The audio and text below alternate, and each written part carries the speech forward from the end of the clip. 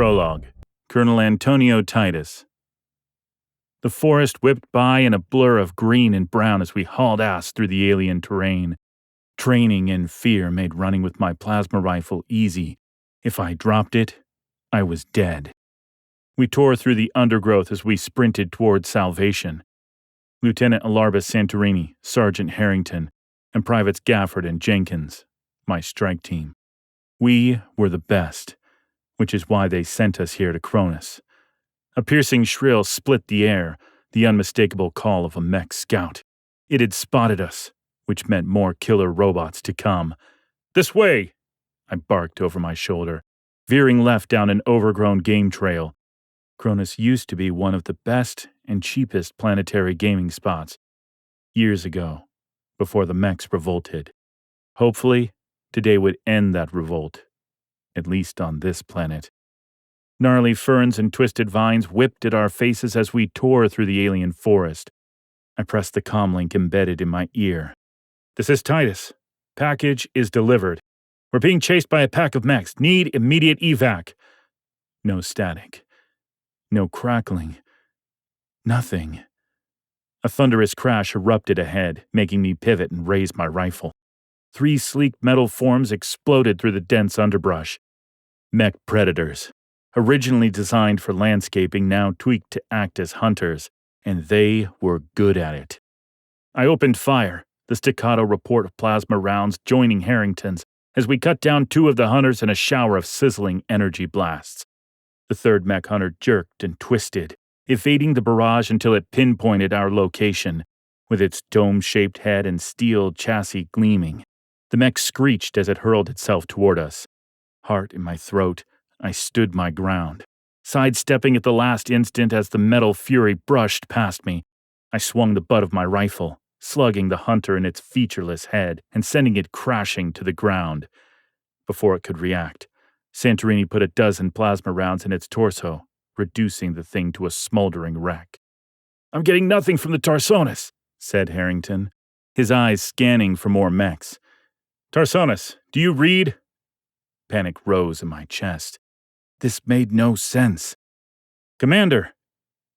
"Calvin, we need immediate evac or we're dead." Private Gafford swore, pointing up at the sky. A black smear was rapidly growing, resolving into the unmistakable form of our frigate peeling away towards space. "They're leaving us!" Santorini shouted, horror paling his sweat-streaked face. The 5 of us stared at the sky, broken. Sighing, I risked a glance over my shoulder, then slid my binoculars over my eyes and forgot to breathe. Wave after wave of metal shapes were weaving their way through the forest behind us. We were dead. "Stop it, Titus. No self-pity." "Let's move." I pointed east. Everyone bolted, except for Private Jenkins. I hustled back and shoved him forward.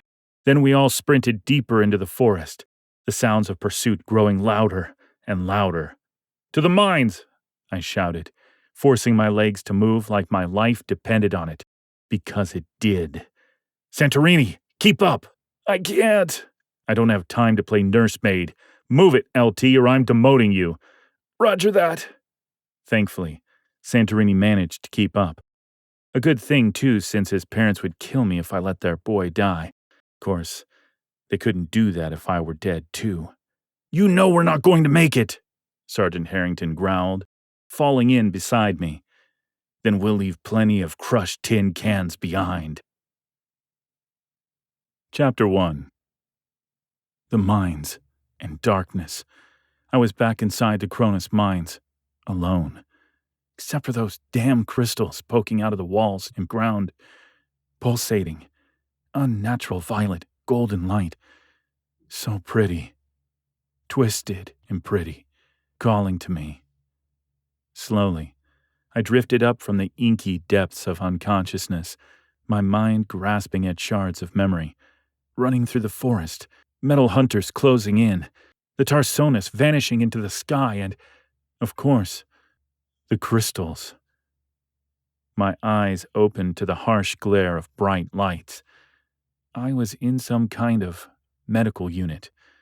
A pale man in a white lab coat with a round face and gray at the temples stood over me while studying his datapad. He looked up from his pad and offered me a surprisingly genuine smile. "I'm Dr. Hayes. Do you know who you are?" he asked in a gentle tone.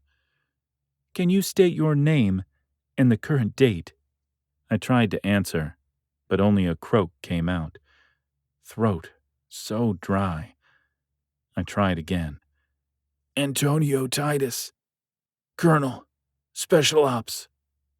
The words tasted like ashes on my tongue. "I don't know the date." "It's March 14th, 2427. Dr. Hayes' expression was unreadable. "You've been listed as MIA for over 2 years now." 2 years? I struggled to sit upright, my muscles protesting. "No, that can't be right. I need to call Adrian." The doctor's smile vanished. "I'm so sorry. Your wife, she passed away 14 months ago. A vehicular accident." Accident. White, hot rage gripped my chest.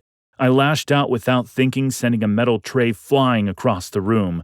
"Sorry? You're sorry?" Hayes took an instinctive step back, hands raised defensively. "If you don't calm down, sir, I'll be forced to sedate you. Grief is understandable, but I can't have you endangering yourself. Or me." With effort, too much effort, and several deep breaths, I reined in my temper. I wanted to kill. I wanted to hurt, just like I was hurting. I addressed the doctor as calmly as I could. "Would you be calm, doctor, if you just found out that your wife is dead?" The other man's expression softened slightly. "Fair point. I'll give you a moment to process this." A moment. It would take a goddamn lifetime to process this. I closed my burning eyes, Adrian's warm smile filling my mind. That and her honey brown eyes. Her polite laughter when I tried and failed to cook one of her mother's recipes. How could she be gone? Hayes wasn't kidding about giving me a moment. Hardly a minute later, the doctor, ship's doctor from the look of it, was back to hovering over my bed. "Physically, you appear to be in excellent health, sir." Hayes glanced down at his datapad. "But there are some anomalies I can't account for. Your bone density appears to have increased 3-fold, plus your white blood cell count is abnormally high and showing evidence of mutation, though they don't appear to be cancerous. Lucky for you, the Ajax picked up your distress beacon." Hayes fixed me with a critical look. Yeah, he was going to be a problem. "Can you tell me what happened to you on Cronus?" "Yeah, me and my team were left behind." Instead of saying that, I kept my expression blank. "I don't remember." Hayes' jaw tightened ever so slightly. "I see. Do you remember what happened to the rest of your squad?" "They're dead." "Good." I managed to keep the bitterness from my voice. "How did they die?" Apparently, the good doctor doubled as a psychiatrist, too. Or someone put him up to this.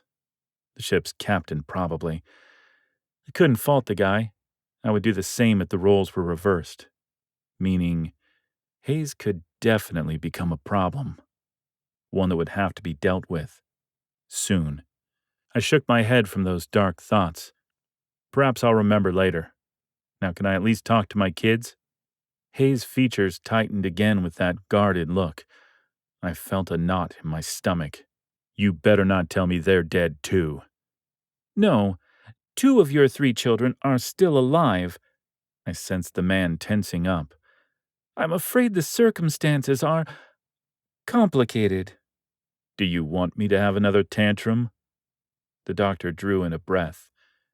"Your eldest, Carlos, was convicted of murder 14 months ago and executed shortly thereafter in a very public trial.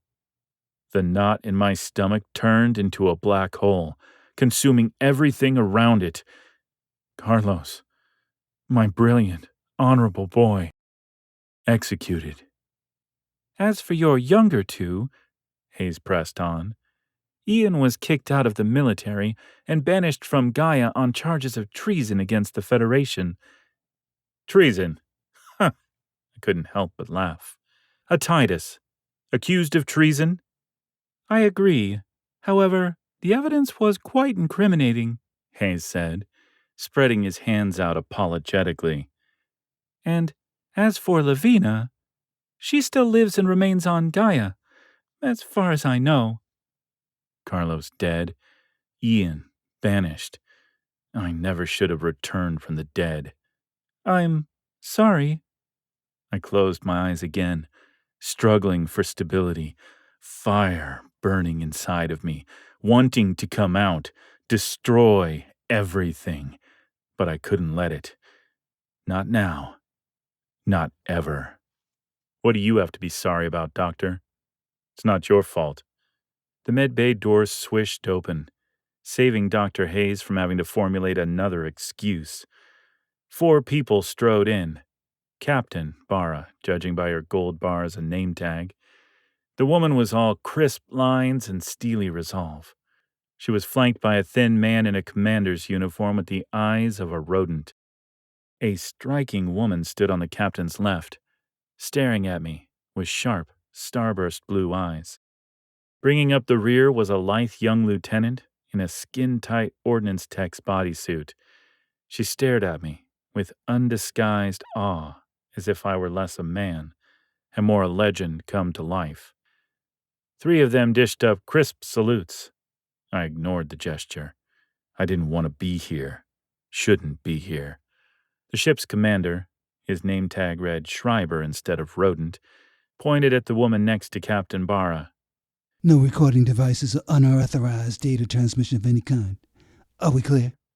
The woman's lips switched to maximum flirtation. Don't worry, Commander. I'm not a ghoul. I will follow your rules to the letter.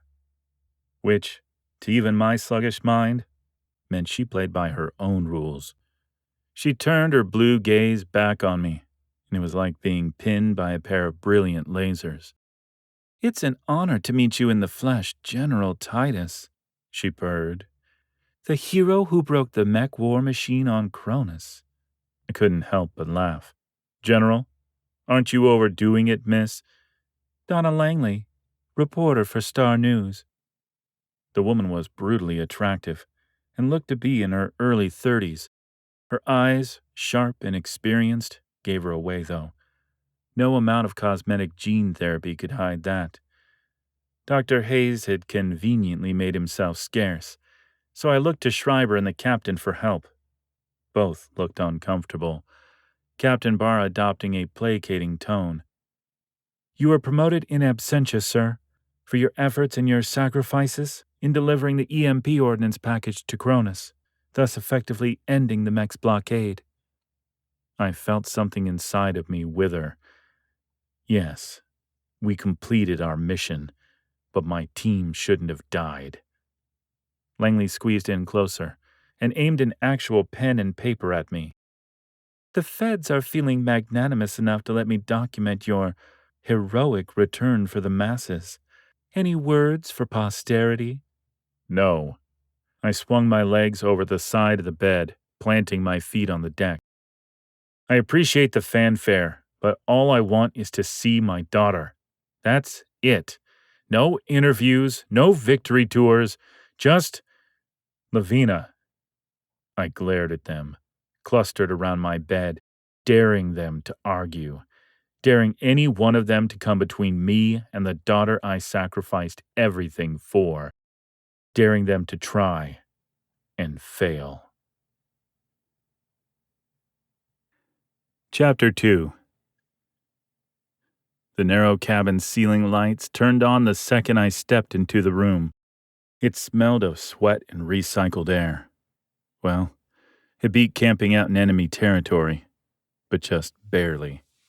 I couldn't get out of my dress white uniform soon enough. Promoted to general, then forced to have a 3-course meal with the ship's officers, simply because I died and got my entire team killed. Hell, I was half tempted to hurl the damn jacket across the room or stuff it into the nearest waste recycler. The way everybody keeps looking at me, like I'm some kind of larger-than-life hero come to life, a man who put Federation allegiance above all else. And where has fighting other people's wars gotten me? A dead wife and son. Ian banished. Lavina still can't reach her. I rolled my shoulders forward, trying to relax. Self-pity was a waste of time and energy. Truth is, soldiering is who I am. It's woven into my very fiber, just like it was for my father and his before him. But there was another side of me now, a part of me that wanted to destroy, could destroy, everything. No, I couldn't let that happen. You can come out now, Miss Langley. A few seconds came and went. Then the closet door hissed open, and the striking reporter unstuck herself from the tiny closet. How did you know it was me? Your perfume. It was hard, keeping the predator from my eyes. But it was there, waiting. Why are you here? The reporter shrugged, aiming for nonchalance, but unable to hide the faint blush staining her cheeks at having been caught. This was the only place I could catch you alone. Not interested in an interview. I unbuttoned my shirt collar. Just sleep. A coy smile curved Langley's full lips as she boldly met my gaze. You sure about that? My expression must have answered that question, because her smile faded. Understood, General, but I'm actually not here for an interview. I'm here to help. I barked out a laugh that held no mirth whatsoever. What makes you think I need help? Unfazed, Langley made herself at home, practically draping herself onto the tiny desk's bolted-down chair. Not everyone is happy that the great Colonel Titus has miraculously returned from the grave. Nice digs, by the way. I'll pass your compliments along to the XO. Langley's eyes widened with delight. You're bunking with Commander Schreiber? The woman thought she was funny. Before you leave, I said, care to tell me who exactly isn't happy about my return? She considered me for a moment, as if weighing how much she should say. President Santorini, for one. I laughed again, this time with a hint of a threat. The woman was bordering on treason. You're a lousy reporter, Langley. Russell and I are friends. Actually, I'm the one who convinced him to run for office in the first place. Then, I suppose you're the one to blame, Langley said, carefully. I felt the hairs prickle on the back of my neck. Blame for what, exactly? Langley turned her attention to the cabin, pretending to be surveying it. Finally, she said, Some people say, not me, of course, that Santorini's government is essentially a corrupt, autocratic regime now. Rumor has it, people who disagree with Santorini or ask too many questions disappear, like your son. White-hot fury detonated inside my chest. I wanted to crush this woman, strangle her. You could do it, Titus. No one would blame you. I ignored the voice. Go, Miss Langley. I could barely get the words out. Barely keep control. To her credit, Langley didn't flinch. And if I don't feel like leaving? I was across the room in 3 strides, looming over her. Then we'll have to do this the hard way. Langley looked up at me and batted her eyes.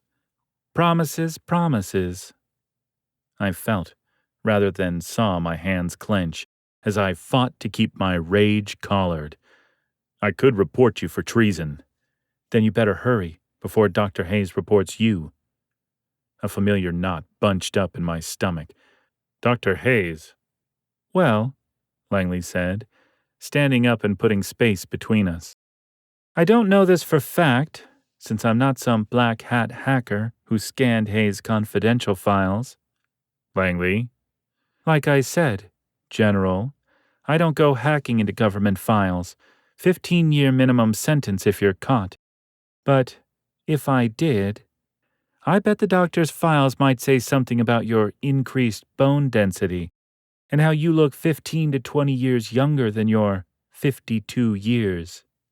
Langley whipped out a pen-shaped recorder and aimed it at me. Care to comment? I walked over to the XO's mini fridge and grabbed a bottle from the cooler, then took a swig of water. I pulled out a second bottle and offered it to Langley. She wrinkled her nose at the water. Don't suppose you've got anything stronger? I shook my head and downed the rest of the bottle, then shoved it into the recycling wall panel. Only then did I meet Langley's starburst blue eyes. Dr. Hayes does have some sensitive data concerning me. Could prove inconvenient if it fell into the wrong hands. Genetic mutations? Langley prodded. I studied her for a long moment, seeing the gears turning behind her eyes. I knew the type. A woman who would do anything to get what she wanted. On second thought, forget it. Her heart-shaped lips curved into a slow smile. You know, you'd get a lot further with honey than vinegar, General. Or a bullet between the eyes. Langley's smile wilted. Ooh, so scary. Your wife must have been a real saint to put up with your sunny disposition. You don't get to talk about my wife. Langley held up her hands in surrender. Okay, I get it. I'm out. She sighed and headed for the door. You know, most men would beg me to stay in their quarters. I'm not most men. Pausing at the door threshold, Langley studied me over her shoulder with those brilliant, discerning eyes. No, I'm starting to realize that. Her gaze narrowed slightly. What really happened to you back on that moon, General? I held her stare and kept my expression neutral. I survived. Did you really? A klaxon alarm pierced the space between us. Langley's face went white. Frowning, I instinctively reached for the sidearm that should have been at my hip, before remembering I had been relieved of all weapons. Probably just a drill, I told Langley. The door hissed open and Lieutenant Resnick burst in, chest heaving like she'd sprinted the entire way. She skidded to a halt, eyes wide, clearly not anticipating an unauthorized civilian in the so-called war hero's presence. Belatedly, she snapped a crisp salute. General, we have incoming hostile vessels. 3 of them. Cassandra-class raiders by their signature. XO thinks they're pirates. I felt an electric surge of adrenaline as combat protocols kicked in.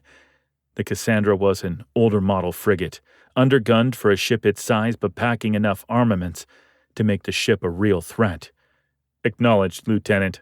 I returned the lieutenant's salute, my mind running battle scenarios and calculations. I'm sure that Captain Barra has matters well in hand. Resnick shook her head so hard that I half imagined it would fall off. Captain Barra says she's going to blow up the ship, sir. The LT deserved a dressing down for circumventing the chain of command, but I might need this doe-eyed enthusiasm. I'll be on the bridge shortly, Lieutenant. Resnick smiled like it was Christmas. Sir.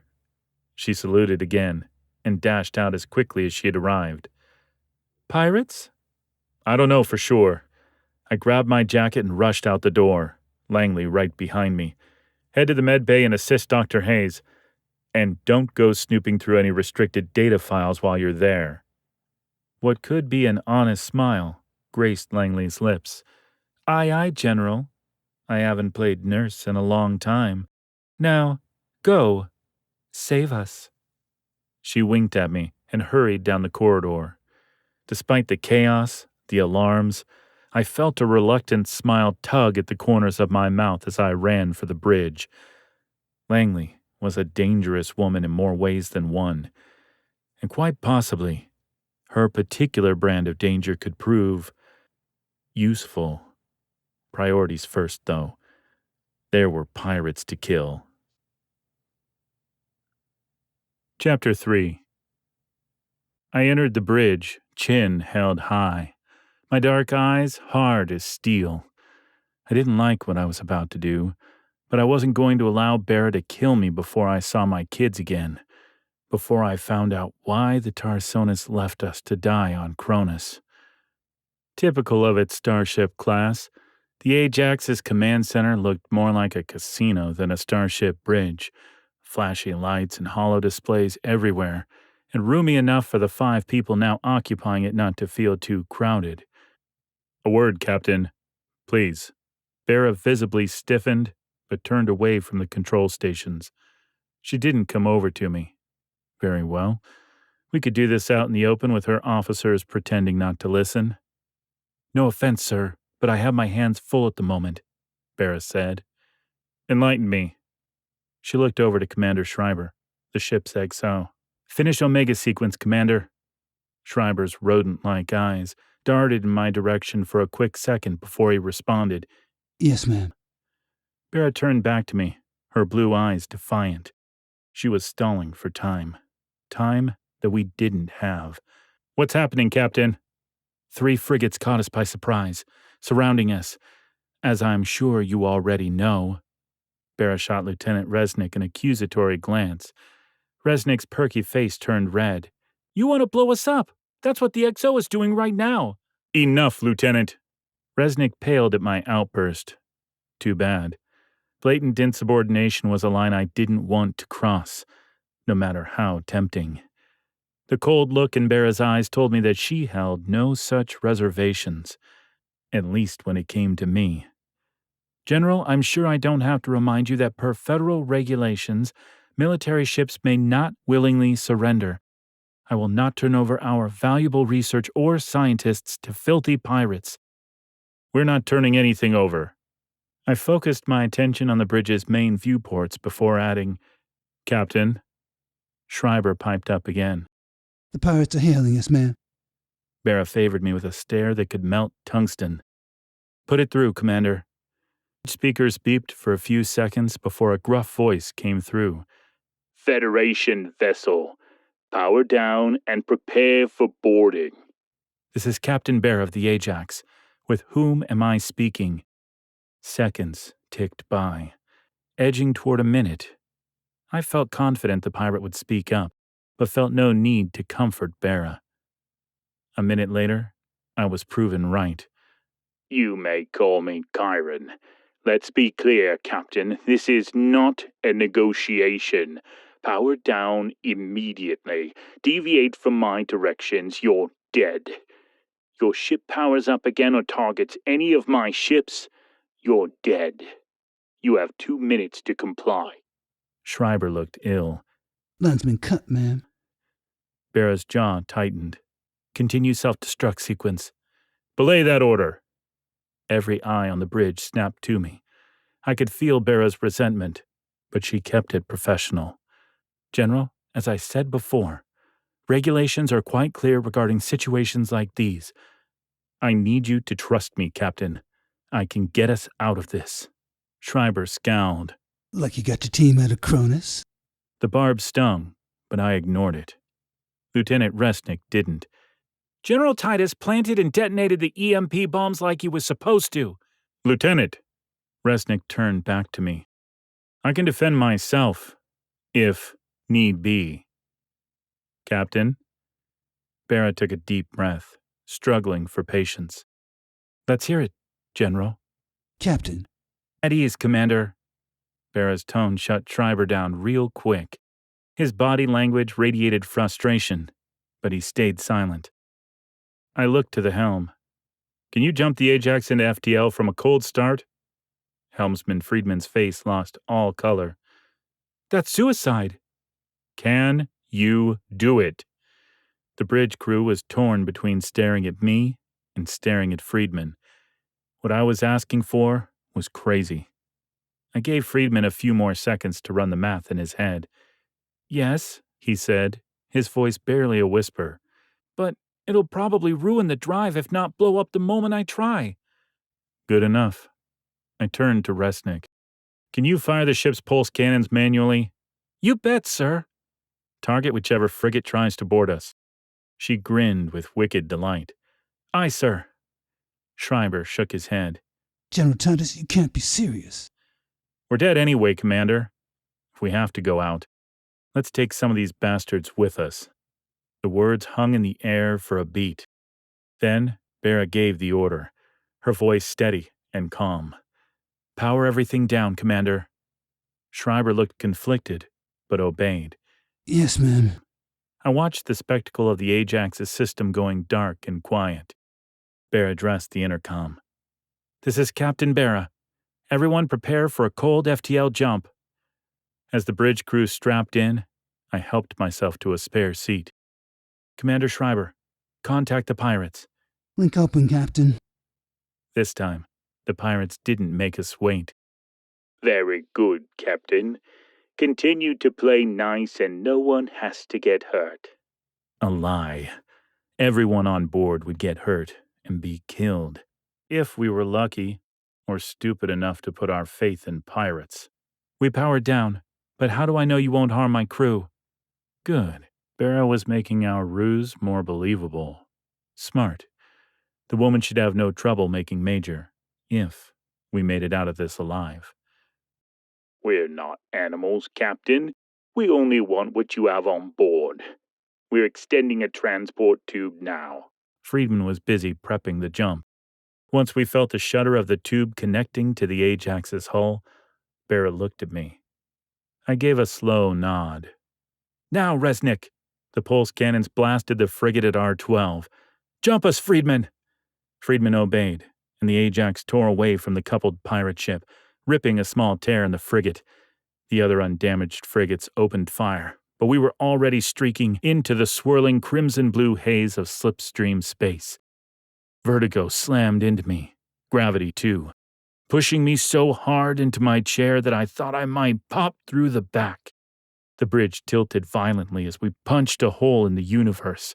Systems blew, venting gas and sparks. Gravity failed completely. I could taste copper in my mouth as my teeth gnashed shut from the violent turbulence. Dimly, I registered the screams of the crew, wondering if I had made yet another terrible, fatal mistake, before everything went black. Chapter 4. Get up, before they find you, Titus. Alarbus and Jenkins screaming. No, those are alarms. The Ajax. I'm on the Ajax. Ignoring the burning in my stomach, I forced my eyes open, then shook my head to get rid of my blurry vision. Then I was fine, except for the smell of burnt plastic and smoke assaulting my nostrils. I looked around the bridge and wished I hadn't. The crew lay motionless, strapped in their seats. Only Friedman at the helm stirred, groaning. Red emergency lights cast dubious shadows. Most of the consoles were dark, and sparks showered intermittently from a ruptured panel above Lieutenant Resnick's chair, which meant we still had power and a chance at survival, however slim. I scrambled out of my harness and hurried over to navigation and tried rebooting the systems. Dead. Then again, I'm not a technician. I flung open the storage cabinet and retrieved a med kit. I grabbed an atropine 2 injector and slammed it into Friedman's left leg. Son of a... Friedman jolted upright, eyes wild. Get navigation back online, I told him, moving to Bera's chair. Find out where we are. Aye, sir. Friedman got busy. I flipped the cap to a second atropine injector.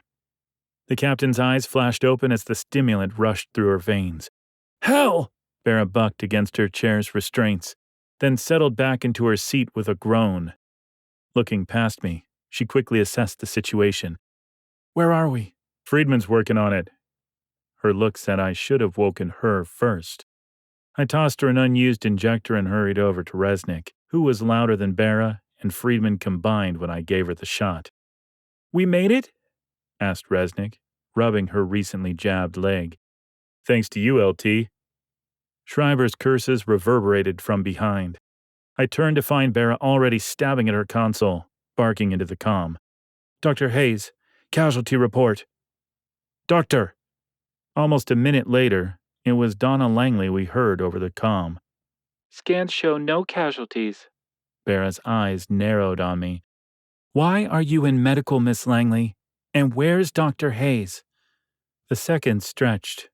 Then finally, the doctor is kind of busy right now. Put him on, Miss Langley. Can't. He's on the floor puking. Don't worry, Captain. I'll see to it that he cleans up after himself. Despite the severity of our situation, it was hard not to smile at the exchange. Bera didn't feel that way, though. Jaw clenched, she switched channels.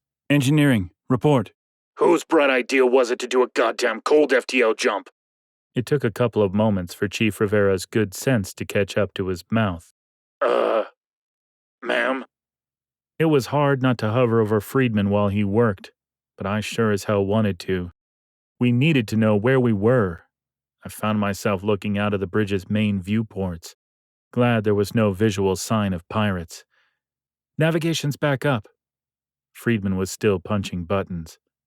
We're in system 528. We gathered around the navigation console, an unnamed, uncharted system. Schreiber frowned. That can't be good. Depends on your perspective, I said. That's right, General. Matter of perspective. Schreiber turned his scowl on the lieutenant, for all the good it did him. Resnick was already staring at me in that way again, believing that I would save them.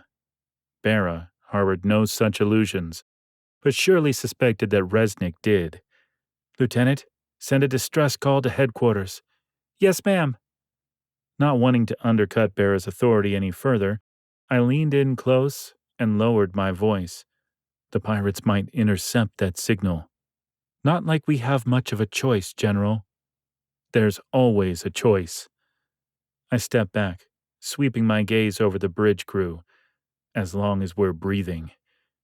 Crossing my arms, I nodded towards the planet's moon dominating our view. Send your distress signal there. Bera looked over her shoulder at the moon filling the bridge's viewport, then back to me. There's nothing there that we're supposed to know about.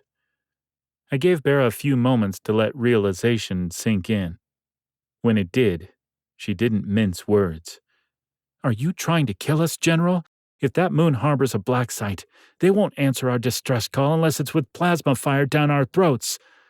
Schreiber, who was, of course, listening in on our conversation, piped in. Black site? Are you sure? Bera stared at me, totally pissed. General Titus is sure.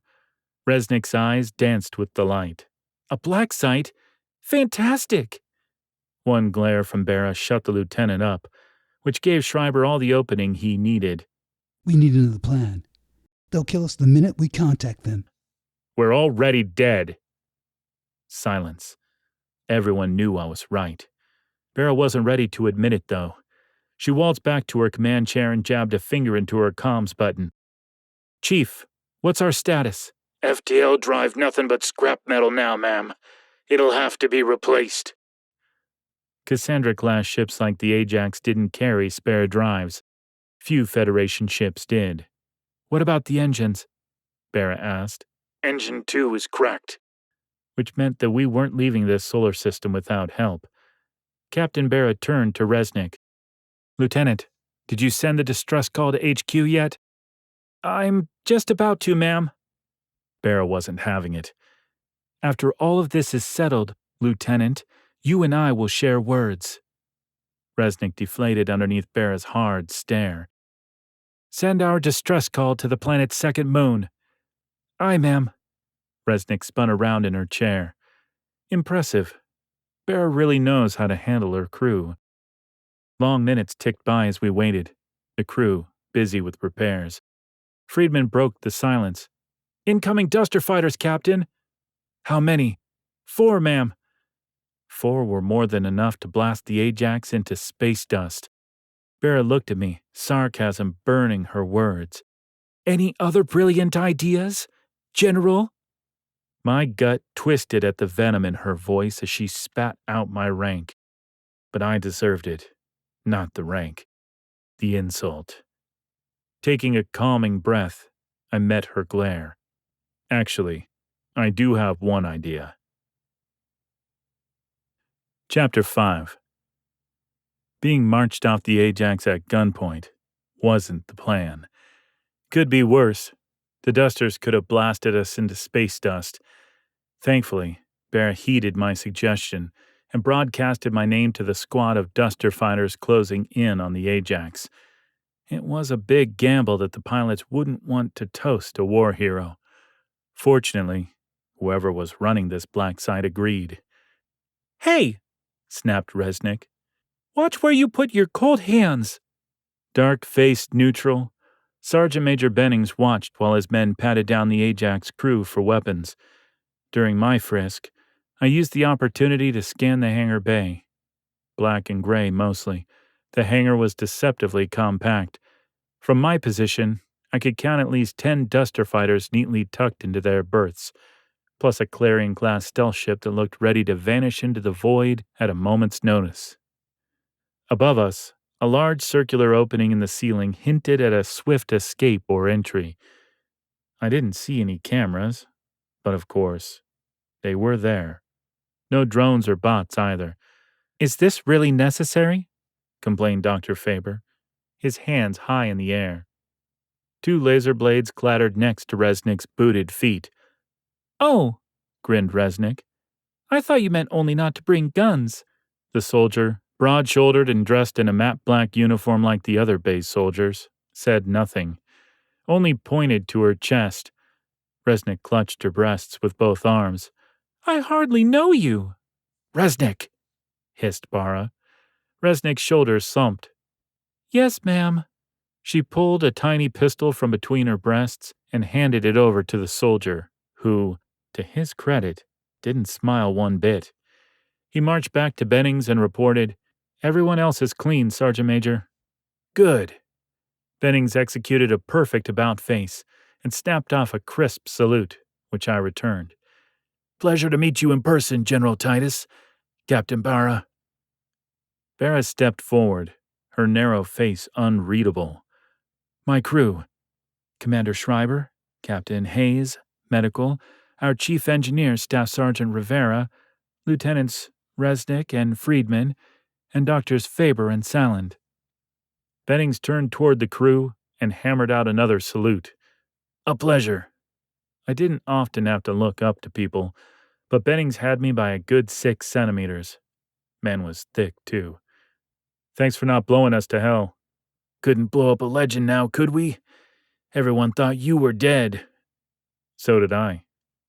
Bennings nodded, his smile fading. "General Mitchell is going to want to know how you survived Cronus, and how you knew about this base." "Speaking of the General, where is he?" "Busy. He'll meet with you as soon as he can. I'm to take you to the medical center, along with Dr. Hayes. Captain Bara and the rest will be escorted to the barracks." I faked a yawn. "I'm exhausted. Let's do the medical diagnostics tomorrow." Bennings started to object, but I cut him off, pulling a reluctant Dr. Hayes into the mix. "Doctor," Hayes avoided eye contact with me, "given the trauma General Titus experienced, a few hours' rest would probably be best." I could feel Captain Bara's skeptical eyes on me, but I pretended not to notice. "Cannell," Sergeant Major Bennings turned to the soldier closest to him. "Show General Titus, Miss Langley, and the Ajax crew to their quarters." Langley, batting those pretty blue eyes of hers, stepped up. "Oh, I was hoping you would show us to our rooms, Sergeant Major." Grinning like a schoolboy about to get lucky, Bennings offered his arm, not taking his eyes from Langley's face. "It would be my pleasure, Miss Langley." "Donna," she corrected, with an inviting smile. Bennings matched her smile and led the way. Bear and I exchanged a look, then followed, the Ajax crew in our wake. "This moon base is incredible. Friedman, did you see that stealth fighter over there?" "Lieutenant," Barrow warned. "Yes, ma'am." Resnick's enthusiasm was infectious, but I couldn't stop thinking about Carlos. and Langley's warning about President Santorini somehow being involved in his death. My fingers clenched into fists before I could stop myself. How could the institution I serve turn on me like this? No, Langley was wrong. She had to be. 3 hours and 5,000 calories later, I wasn't so sure. After spending a good 2 hours learning as much as I could about the Hydra Moon base, too many questions still lurked in my mind. Section B and the Tactical Operations Center were, apparently, clearly off limits to yours truly. Understandable, since this place was a black site, and I did just come back from the dead.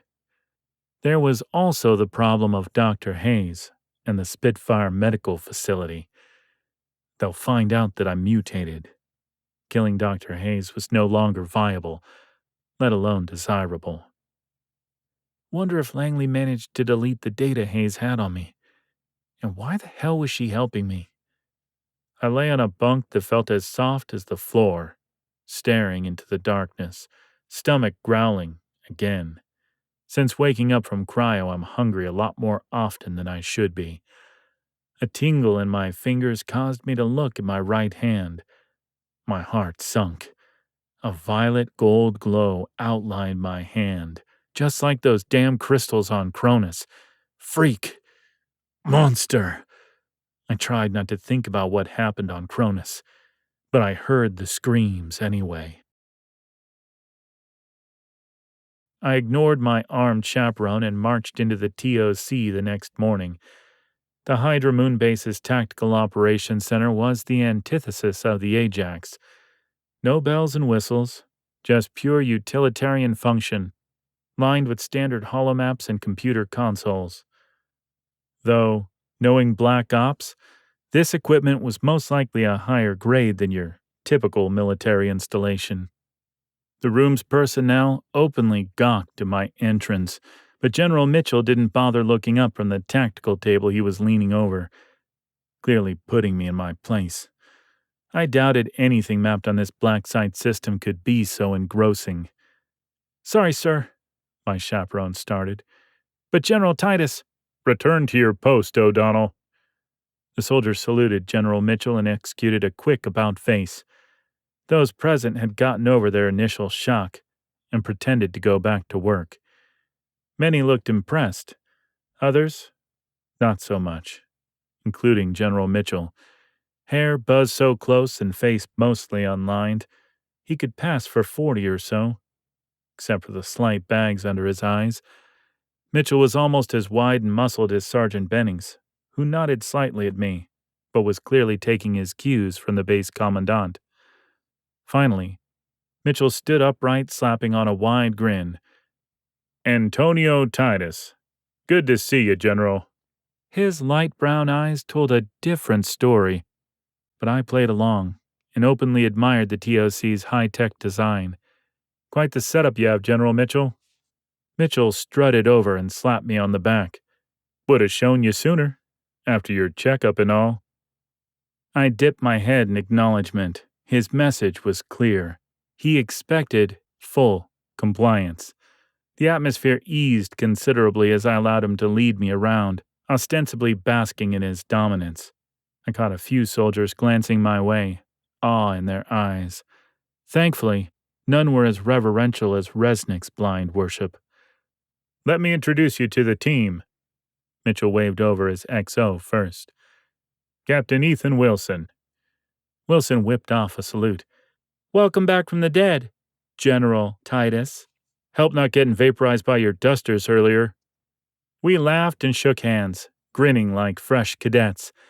Mitchell's grin faltered for just an instant, apparently putting 2 and 2 together about how I knew this place existed. Wilson and I were friends. Recovering quickly, Mitchell motioned to the sergeant major. "You've met Bennings." The gruff soldier offered me another perfect salute. "General." I returned his salute. "We'll catch up later, General." Wilson's eyes crinkled as he smiled. "Looking forward to it." Mitchell's next introduction stopped me cold. "This is Specialist Hadrian." I half-heartedly returned Hadrian's near-perfect salute. Standing well over 2 meters high, Hadrian looked like many of the soldiers I had seen so far at the Black Site. Muscular, yet streamlined, with chiseled, handsome features, but nothing worth writing home about. Yet something seemed off. You can't tell, can you? Mitchell's puffy lips puckered in satisfaction. His breath smelled of synthetic cabbage. He's not real, but he looked so human. I assure you, General Titus, Hadrian replied in a smooth baritone voice, that I'm quite real. Breathing, no. Thinking, more so than some others. A goddamn simulant. I turned on Mitchell, struggling to keep my anger in check. Human AIs and Sims were banned years ago. If the mechs ever got their hands on this tech... Whoa, General. Mitchell held up his beefy hands to supposedly calm me down. A lot has changed since you disappeared. The smug smile on Mitchell's face told me he was deliberately provoking me, and I was falling for it. So I willed calmness into my features, which wasn't easy. A part of me wanted to rip and tear and destroy. No, those weren't my feelings. Couldn't be. Mitchell continued rubbing salt into my oh-so-obvious wound. Military research is fully exempt now. Better yet, Hadrian here is a sentient simulant. I barely kept my mouth from dropping open. Sentient artificial intelligence?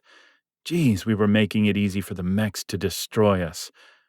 Mitchell slapped me on the back.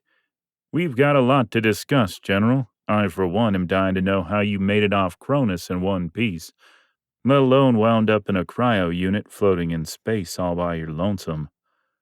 Mitchell turned away and sauntered back to the tactical table. But first, I guess you better head to medical. It wasn't a request. Attention now back on the tactical table, Mitchell called to the simulant. Hadrian will escort you to medical. Clearly, I had been dismissed. Hadrian stepped toward me and gestured toward the door. After you, General. I caught Wilson's eye. The XO was visibly tense. Mitchell was most likely going to chew him out for telling me about the Hydra moon base. But since he had no real proof, Wilson shouldn't get into too much trouble, I hope. I squared my shoulders back and left the TOC, the simulant's measured footsteps keeping pace. Great. A fake robot babysitter. Chapter 6. Morning, Captain. Morning, General. Vera stepped aside and let me enter. Langley and Dr. Salland watched me from a small round table that mirrored the small suite. Utilitarian, silver, and pretty much everything bolted to the floor, including the 4 bunk beds. Dr. Salland looked over at me with a coffee mug. We thought you'd be at the medical center by now. On my way. Just wanted to check to see if you're doing all right. Langley flashed me a white smile. Good-looking and considerate. Aren't we lucky ladies? I managed to smile as I made a show of looking over the place. Not bad. For a box. Same metallic smell as the rest of the base mixed with blueberry shampoo? That was coming from Bera. Damn nose was way too sensitive now. Where's the rest of your crew? Lockdown. Bera continued studying me. Except us and Resnick, but we have to be escorted at all times. And Resnick? Langley laughed. It was a nice laugh, though a little loud. The lieutenant is being escorted by 2 or 3 guards at the moment.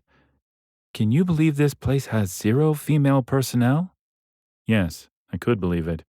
Black Ops outfits often skewed male. Fraternization and such. Of course, that didn't stop some males from fraternizing with each other. I see they're letting you roam around, General Titus. Bera's tone was light, but her meaning was clear. Would you mind checking on the rest of my crew? Certainly. Now, if you'll excuse us, ladies. I shifted my attention to Langley. I'd like a word with Miss Langley. Dr. Sallant blinked in surprise. You're sending us to our rooms? I chuckled before I could stop myself. Not at all. Good, said Salland, smiling. Because, as you can see, we have no rooms. And as much as I like Captain Barra, I'd rather not share the lavatory with her. Apparently, at least one person on the Ajax crew had a sense of humor. I turned back to Langley. Care to escort me to the medical center, Miss Langley? Langley swept out of her seat, blue eyes twinkling. That Adonis of a guard still posted outside? I nodded. Good, she purred. I could use some eye candy. As we strode out, Langley leaned in conspiratorially. Must be nice having the freedom to roam as you wish. They can't exactly lock down a general without cause. I gestured at a camera dome, mounted high on a nearby wall. And they've got eyes everywhere regardless. No point mentioning how I doubled back from medical once the simulant dropped me off. Lucky for me that Adrian wasn't up on human duplicity. Yet.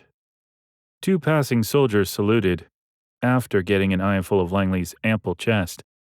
She smiled in return, obviously enjoying the attention. The reporter was so different from Adrian. A knot of guilt curled in my stomach. Not that Langley meant anything to me, romantically. No, the guilt stemmed from not even being around for Adrian's funeral. So, what else can I do for you, General? The way she emphasized that final word grated on my nerves, but I let it go. The corridor we were walking, for now, was empty. Were you able to sanitize those medical files on me?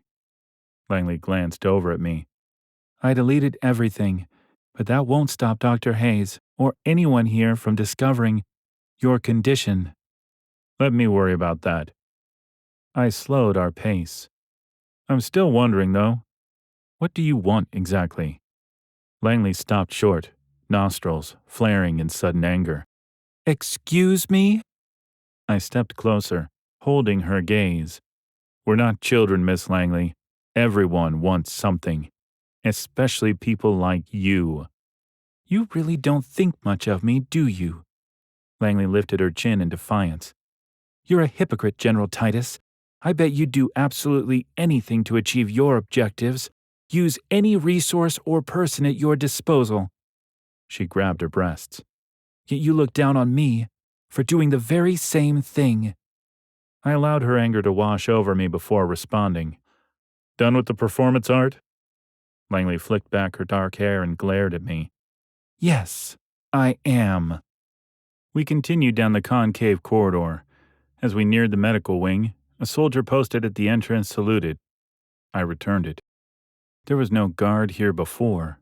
Guess Mitchell heard about my little detour. You're expected inside, sir, said the soldier. He pressed a circular silver panel and the door hissed open. A piercing klaxon almost made me jump. Langley's face went white. Battle stations! General Mitchell's voice boomed over the loudspeakers. This is not a drill. Battle stations! Take Miss Langley back to her quarters. The soldier stood, frozen. But that wasn't a request, soldier. Without a second thought, I took off at a sprint down the corridor as I headed back to the TOC. Whatever was happening was bad. And if my gut was right, things were about to get a lot worse. What's happening? The Tactical Operations Center practically buzzed with activity, but rigid military decorum remained. Kudos to Mitchell for running such a tight ship.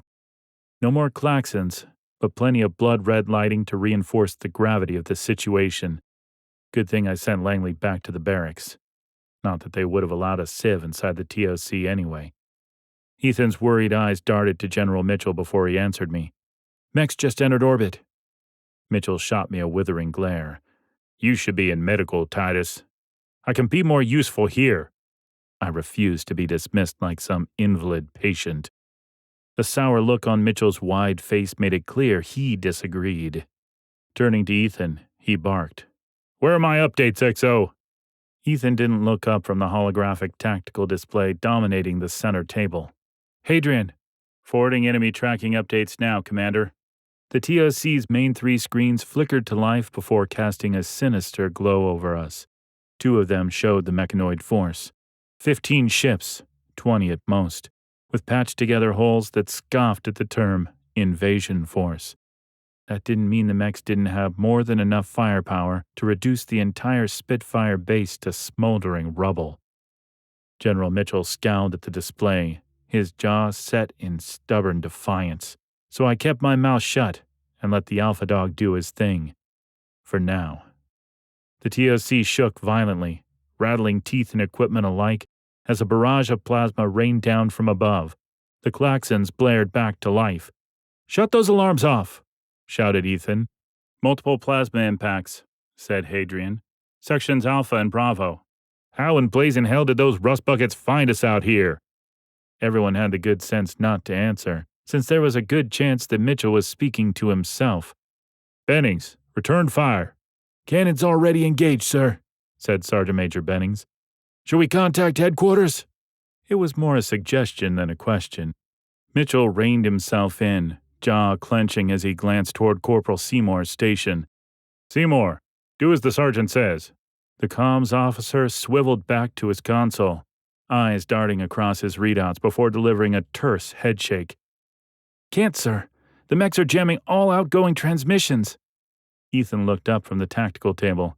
"General, I recommend launching fighter squadrons. Thin out their numbers before they can regroup." For a moment, Mitchell seemed to consider the proposal. Then his lips set in a stubborn line. "Negative on the fighters for now, Commander. The mechs have aerial advantage for the moment. Let the Hellfire missiles wipe them out." I watched the TOC screens along with everyone else, as a wave of Hellfire missiles screamed out of Hydra Moon's atmosphere. Hellfires were one step down from nukes. The missiles wasted no time converging on the mechanoid attack force, detonations blooming like napalm sunbursts, consuming multiple targets within seconds. Wild cheers erupted amongst the soldiers in the TOC as the last of the ghostly ships disintegrated. It was the first real breach of discipline that I'd seen since entering the base.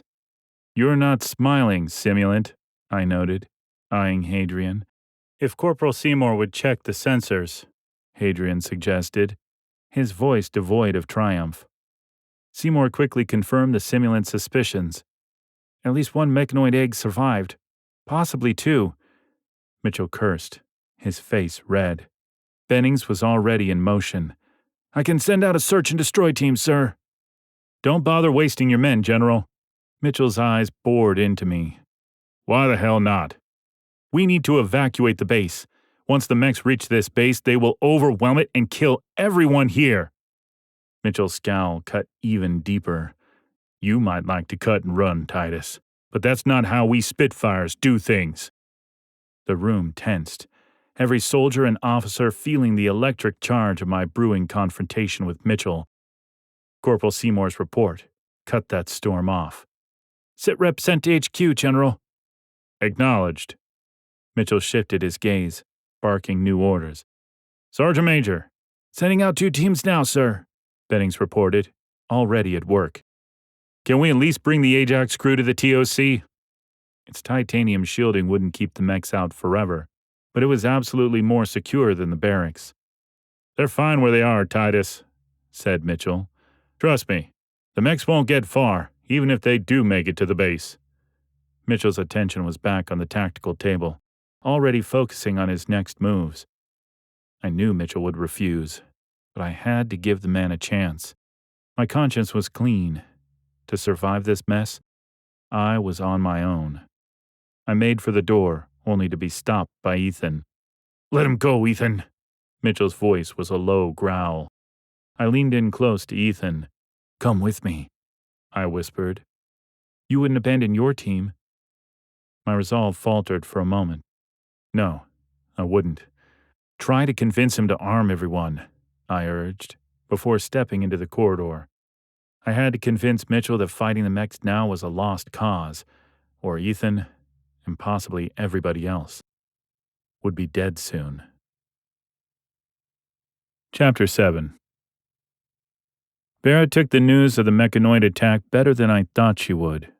Then again, The Ajax captain wasn't the type to let emotions cloud her judgment. But even that wouldn't be enough to keep her crew breathing. Resnick still gone?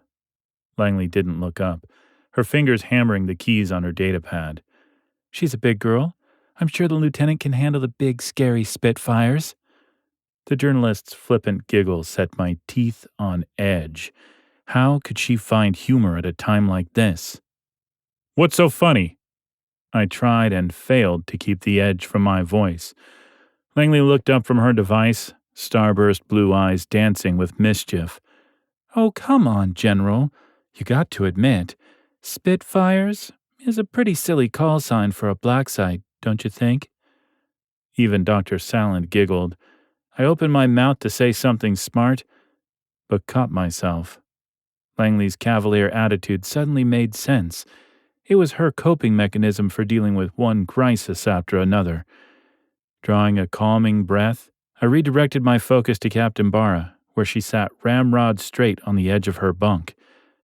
Sensing me watching her, Barra twisted her head just enough to address me. Please tell us what you want, General. Dr. Salland looked up from the table, dark brown eyes worried, as I passed her and stepped over to Barra. This room was way too cramped.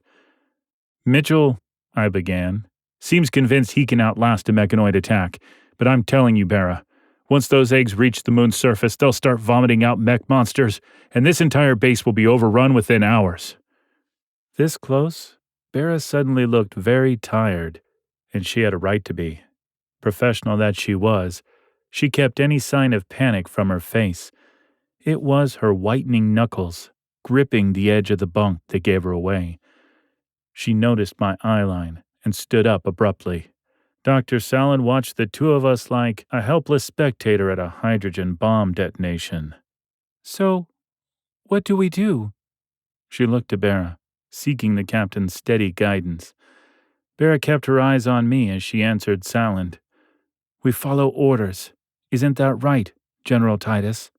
Langley spoke for me. We get the hell out of here, while we still can. The Ajax's FTL drive still isn't fixed. Salland was gripping her coffee mug like it was a lifeline. Then we take another ship. That, Barra was practically in my face now, is a fast way to a court-martial or execution, and not necessarily in that order, General. But, no buts, Julie. Barra swept up the rest of us in her glare, too. We follow protocol. General Mitchell is calling the shots. No one else.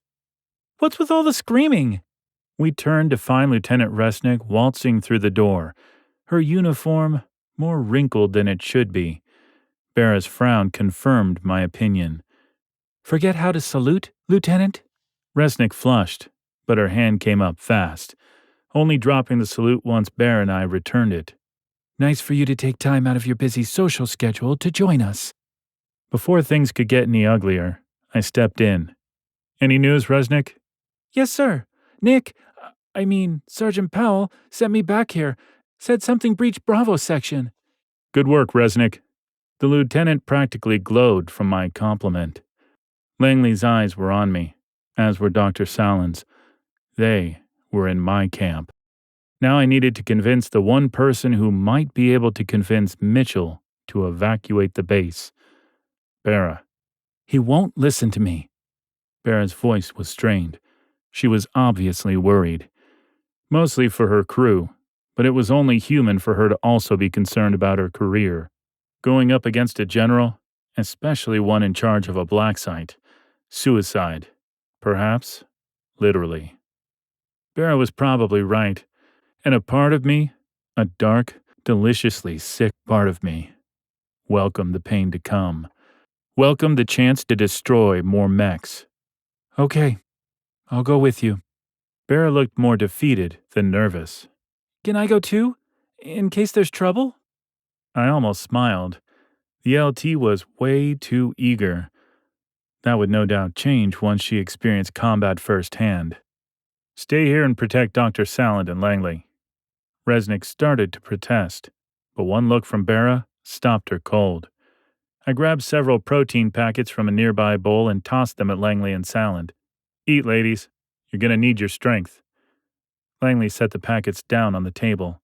I'm not hungry. You will be. The soldier guarding the TOC looked down at me. Authorized personnel only, sir. I played stupid and glanced at Barra. Does that include me? Yes, sir. The soldier, Luttrell according to the name tag, had a chin like granite and muscles to match. Sorry, General. So am I. I stepped forward with my left and drove a right uppercut into that perfect chin. Barra bent down to check on the dazed guard. What the hell was that, General? Ignoring her, I slapped the access panel and entered the TOC. The door immediately slid open behind me. Barra. Her usually composed features were flushed with a mixture of anger and concern. You can't just go around hitting soldiers. Thankfully, she was sensible enough to keep her voice down. Otherwise, we'd both be in the brig. The simulant swiveled away from his console and stood, the only one to offer me a salute. I paid as much attention to him as I would a piece of furniture, and posted myself in front of the tactical table. Mechs here yet? Ethan looked up from his station, stress etched all over his face. We may have a breach in Bravo's section. Mitchell turned away from the wall screens, now showing interiors of the Spitfire base. Things are under control, Titus. He scowled at Barra, then fixed me with a sneer made of jagged ice. Report back to the medical center. Dr. Pompeo is expecting you. I can have someone escort you if you want. Nice subtle threat, but I wasn't biting. Pompeo can wait. This isn't some goddamn drill, Mitchell. This base is under attack. Barra, bless her fiery spirit, wasn't having any of it either. With all due respect, General Mitchell, why is General Titus so adamant that we're about to be overwhelmed any second now? Mitchell's jaw clenched so hard I thought I heard his teeth grinding.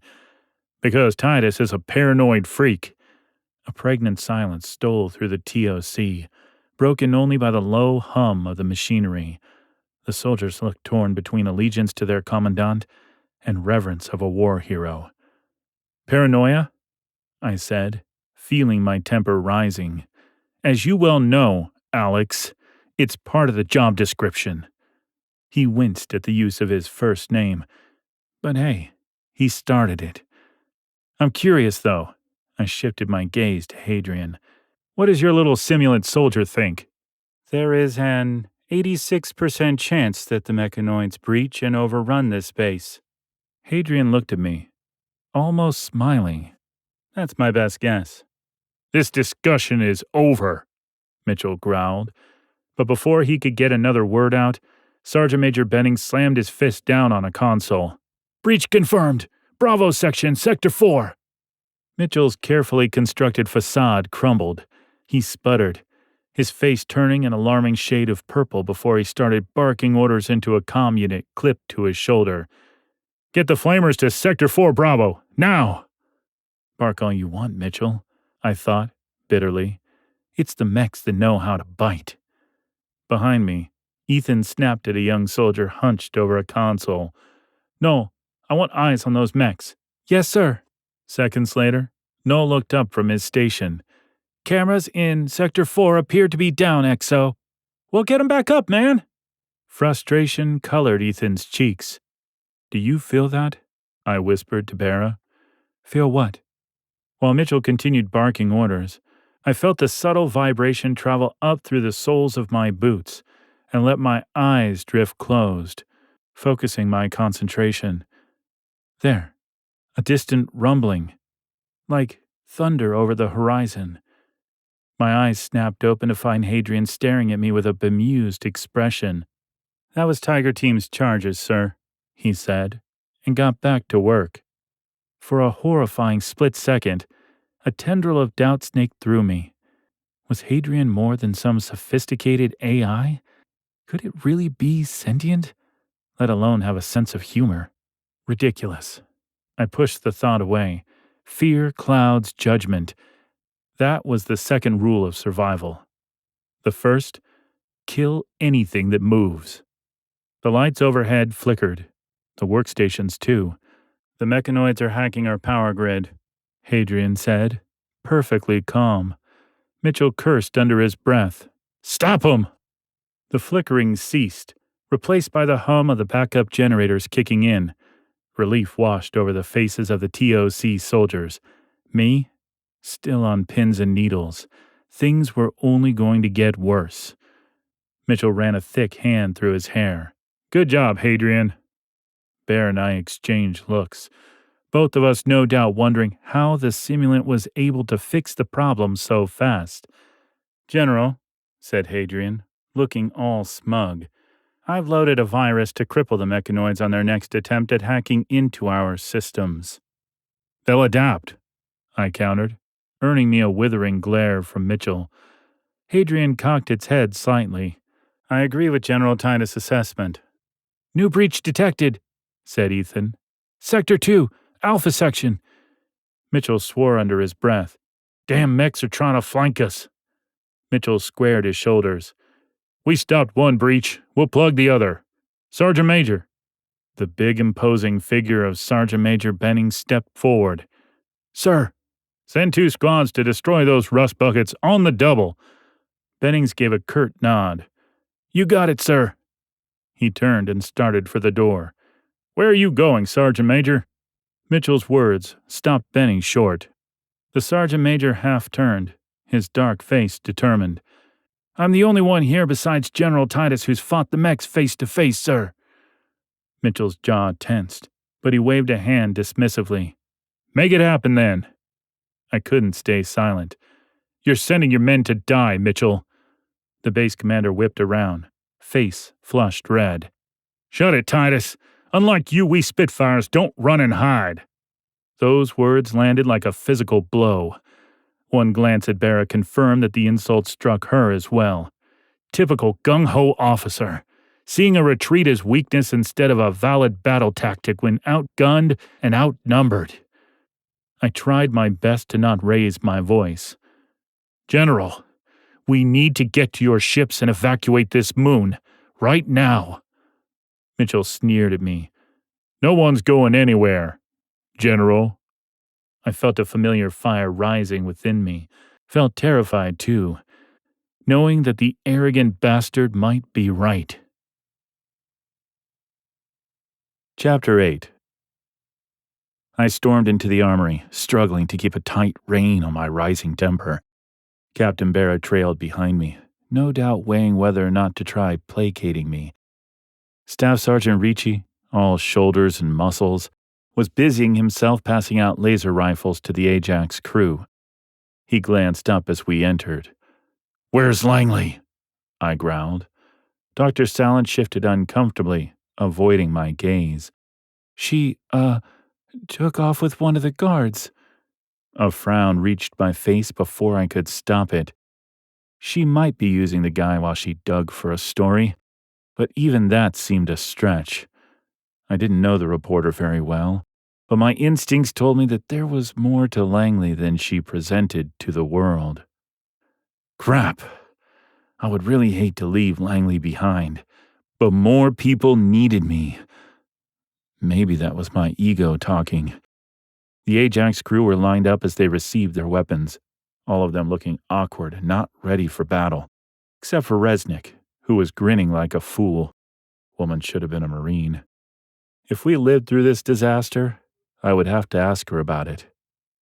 Paying no mind to the scorching glances that Staff Sergeant Ricci threw my way, I made a slow half-circle around the room, scanning the relatively small armory. Couldn't have been much larger than a transit container. The walls, however, looked thick enough to stop heavy artillery. Plenty of weapons, too. Plasma rifles, railguns, you name it. Most of the rifles filling the racks were either black, gray, or silver. Give these noobs a fighting chance, Sergeant, I told Ricci, jerking my head towards the wary Ajax crewmen. Plasma rifles. Lasers won't do enough damage against mechs quick enough. Ricci actually had the gall to smirk at me. Can't do that, sir. General Mitchell's orders.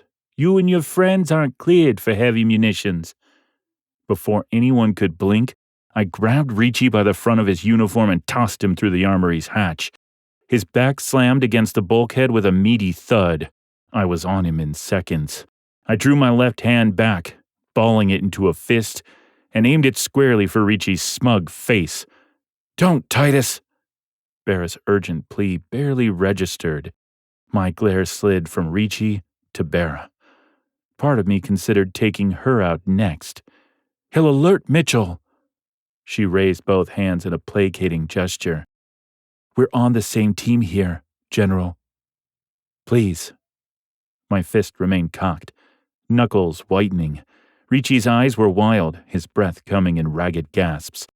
But it was the fear in Bera's eyes that made me stop. Resnick was staring, mouth slightly agape. "That was awesome." More like mutiny. Schreiber corrected. The Ajax XO didn't look as afraid as the others.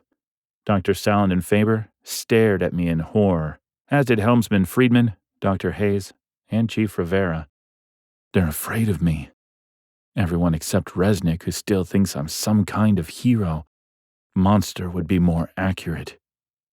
I shoved Ricci away from me, sending him tumbling on the floor. "That was a big mistake, Titus," he bellowed. "After we're done with the mechs, we'll be coming after you next. Scoot, before I change my mind."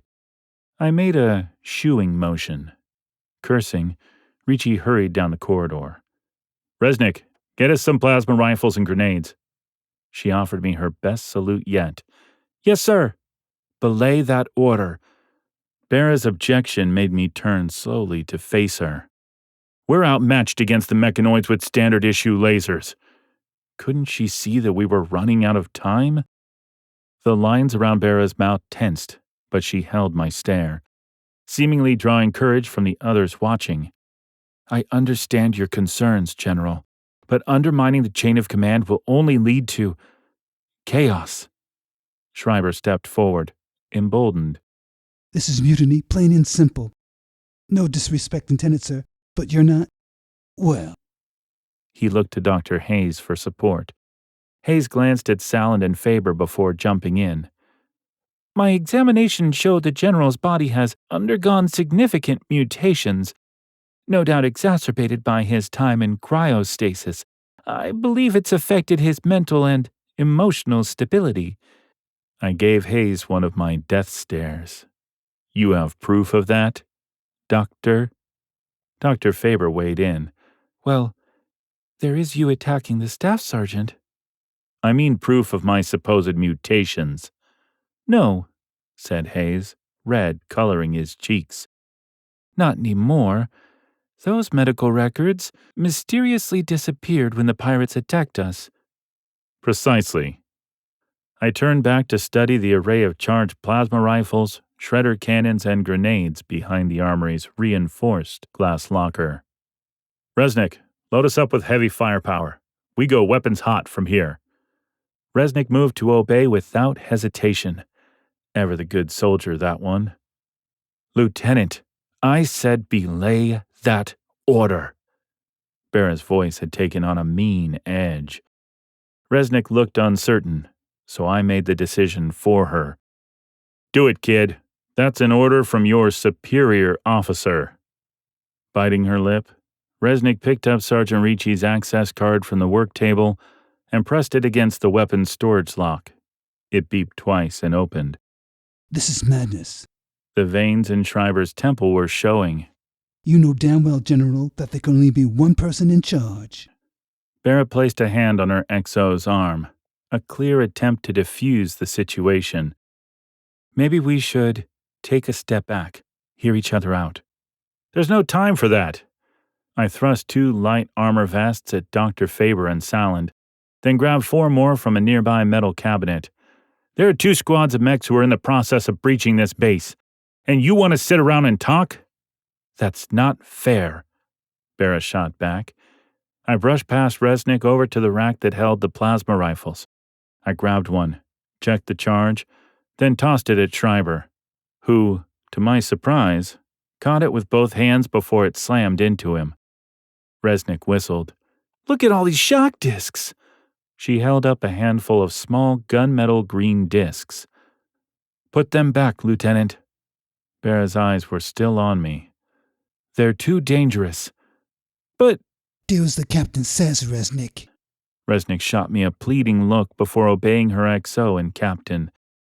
Sighing loud enough for everyone to hear, she tossed a handful of emerald green discs back into a drawer. "Cheer up, Res," said Helmsman Friedman. "At least we have these cool plasma rifles to play with."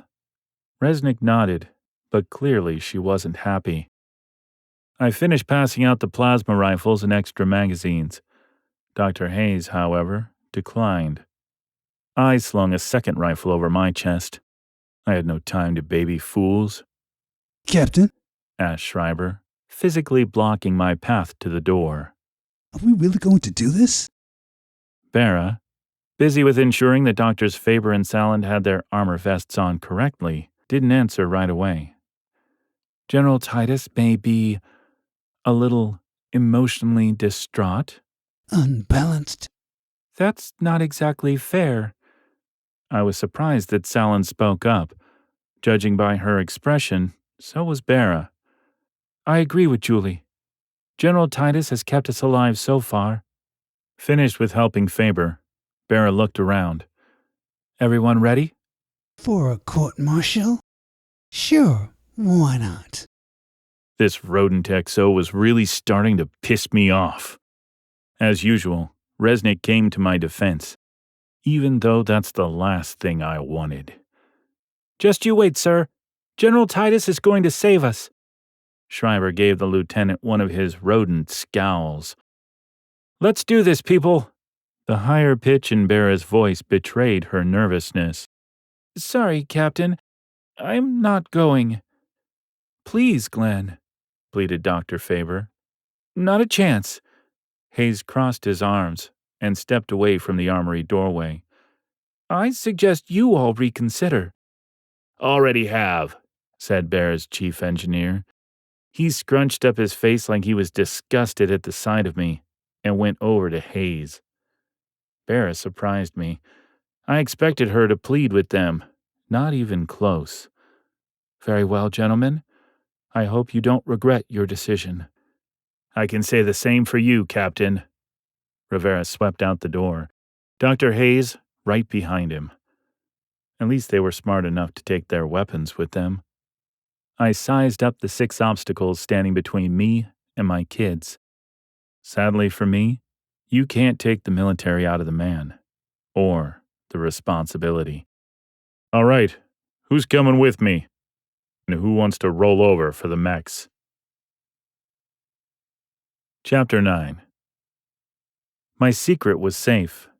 For now. Dr. Hayes would probably die here, one of many casualties to come on Hydra Moon. Too bad he was dragging Chief Rivera down with him. Ethan at least had a chance, if he stopped blindly following Mitchell's delusional orders. A pack of armed soldiers plowed past us, their boots hammering the floor plates. A few cast furtive glances my way before giving me and Resnick an extra-wide berth. Smart move. The kid looked ready to put a plasma burn into anyone's skull. And me? Not one of the soldiers looked me in the eye. "Why are we headed away from Alpha Section?" Schreiber called from the rear. "The hangar's back that way." "Exactly where those metal bastards will expect us to go." I kept my pace measured, not wanting to tire out our scientists too fast. "It's also where the ships are docked," said Schreiber, clearly frustrated with me. Bera stepped into my path, putting a restraining hand on my shoulder. The corridor dimmed as we ground to a halt. Not good. "We deserve an explanation, General," said Bera, her face now bathed in shadows. "A damn good one." The urge to seize her by the throat sickened me. "Take a breath, Titus. You're not a monster. These people are depending on you, Bera included." "We're headed to a secret FTL ship in Delta Section, but we need to keep moving." She studied my face for a long moment, then gave a curt nod, falling in beside me as I set off again at a brisk pace. To her credit, Bera didn't ask me how I knew about the classified vessel. Truth be told, the base's computer didn't give me complete access to the black site's layout. However, one building configuration in Delta Section caught my attention, especially since the schematic suggested access to and from the base, large enough for a ship. If I was wrong... I glanced back at the Ajax crew. If I was wrong, we'd wind up dead anyway. Goddamn mechs never, ever stopped until they completed their objective or were destroyed. We hurried into the next corridor, plasma rifles ready, me in the front. Schreiber had our 6. Bear and the rest were sandwiched between us. I slapped the access panel with my left fist, and the door slammed shut with a metal clank. I took a step back and unloaded 2 rounds from my plasma pistol into the door console, fusing it into a useless, molten scar. Even Resnick looked startled. "To slow it down," I explained. "Slow what down, General?" asked Dr. Salland, caution in her voice. I hurried back to R-12, unslinging my plasma rifle. "Just keep moving, Doctor." We made it maybe 10 strides before a loud clank stopped us in our tracks. I looked back at the secured hatch. It now had a huge blister near its center. "What the hell was that?" Friedman's cry was tinged with naked panic. I eliminated any doubt with 2 words. "Something lethal." I took off, hearing footsteps close behind me. The clanking grew louder and more insistent. We almost made it to the next juncture when the hatch exploded inward in a tornado of twisted metal. I glanced back and wasn't surprised to see a nightmarish silhouette filling the breach. A Ravager. Basically a human-sized tank with legs and lasers that fire from its palms. The mechanoid surged after us, barreling straight through Schreiber and Friedman, sending them crashing into the corridor walls. The mech adjusted itself just enough to take a swipe at Bera. I shoved her out of the way, almost getting myself trampled in the process. The Ravager unit spun around and fired its lasers at Salland and Faber. A sidekick to its right side caused the Ravager to miss. It hurt like hell, though. The impact alone should have broken my foot. But that was before the Cronus crystals changed me. Into what? Didn't matter. What mattered was getting back to my kids. A metallic backhand was my reward. I managed to block most of the blow with my right forearm, but still found myself splashing into a metal wall. Resnick opened up fire at near point-blank range, azure fury pelting against the Ravager's metal hide. The mechanoid spun around to face her, calculating Resnick as the current biggest threat. That didn't stop the Ajax's LT from blasting it with all she had. "Not the head," I bellowed. "Aim for the damn feet." Resnick obeyed. Bera, Friedman, and Schreiber joined in. The Ravager started to slow down and couldn't aim its lasers properly, so the mechs changed tactics. It spun around toward Faber and Salland, who were cowering in the corner despite having plasma rifles. I started forward, balling my fists with the hope that I might actually penetrate this death machine's hide. That's when it moved with blinding speed. Doing a complete 360, the mech lashed out at me. A trio of steel knuckles hammered into my midsection, doubling me over in a tornado of pain and whited-out vision. I slammed against the wall, bouncing off like a pinball only to crash onto the floor in one useless heap. "Keep firing!" Bera's shout cut through my swimming consciousness and nausea. This corridor was too confining, too small. I needed to get up. Salland's scream brought me back to my senses. The Ravager, its body still rocking from plasma blasts, extended one arm towards Faber. The scientist didn't even have time to cry out before the Ravager's impossibly dense fist punched straight through his chest cavity, not minding in the least the blood and guts splattered all over it. I rolled onto my side, sucking in a precious lungful of air as my body fought to overcome the trauma, then shoved myself back to my feet. "Damn mech!" Resnick howled, firing into the Ravager's back. The sounds of screams and the smell of burning metal filled the air. With a roar that sounded inhuman, I launched myself forward, snagging the mechanoid's left arm and ripping it off. The Ravager's head swiveled around in my direction with an eerie calm, so I started beating it over the head with its own arm. "Hold your fire," shouted Bera. I brought my makeshift club down across its faceplate. Cracks appeared and spread.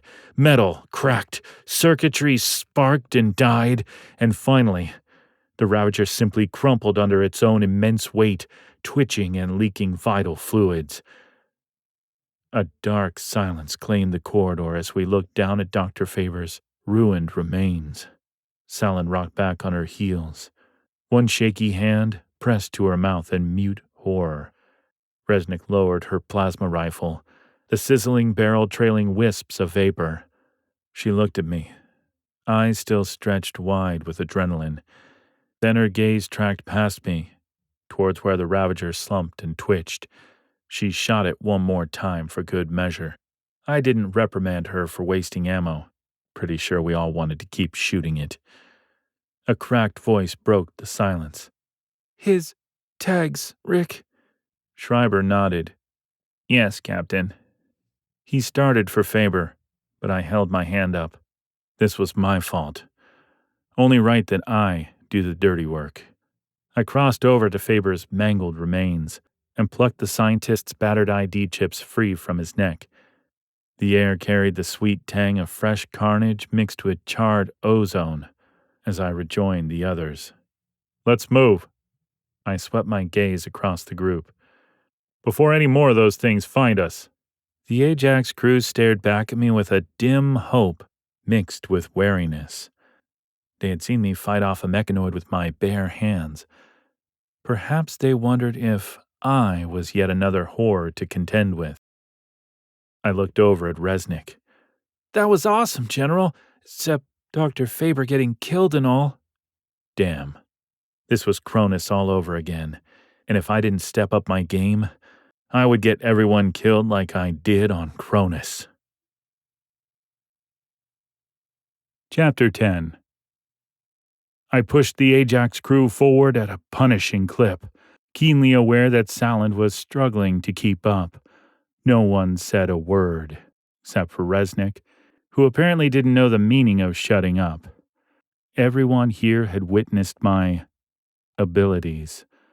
My honorary new rank wouldn't save me from what military scientists and xenologists would do to me if word about my enhanced abilities got out.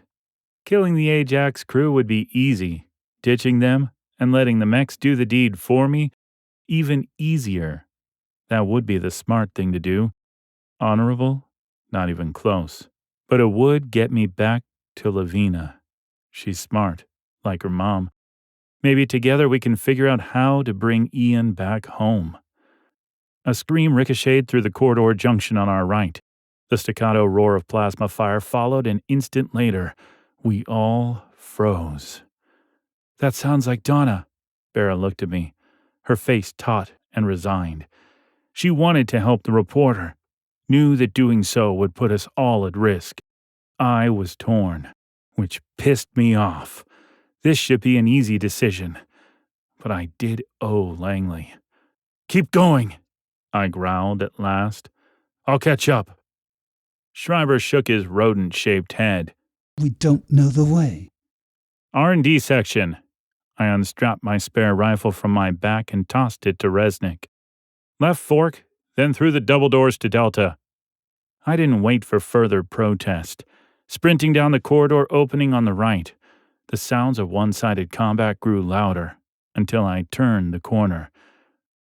Langley, back pressed against the wall, was firing a plasma rifle spewing blue fire at the towering Ravager, its massive metal foot crushing the chest of a fallen Spitfire soldier. Gurgles of agony were the only sounds the soldier could manage. It was obvious that Langley knew how to shoot, but she hadn't a clue as to where the mech's weak spots were. That poor soldier was dead if I didn't do something quick.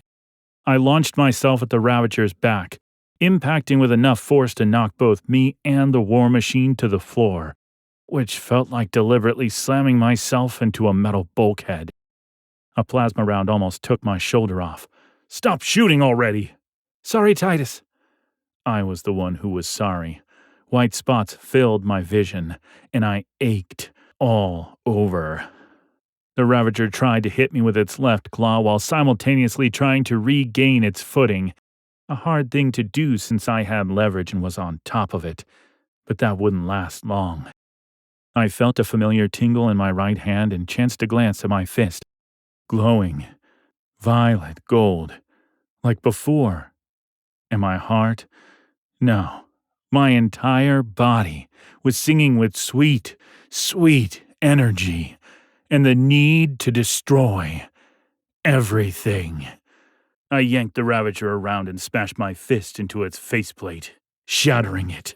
Unbidden, my fingers grabbed a handful of cables and circuits and ripped them out of the Ravager with a satisfying pop. The mechanoid went still, legs a bit wobbly, and suddenly feeling drained. I forced myself to my feet as the hammering of my pulse died down. A weak cough drew my gaze downwards.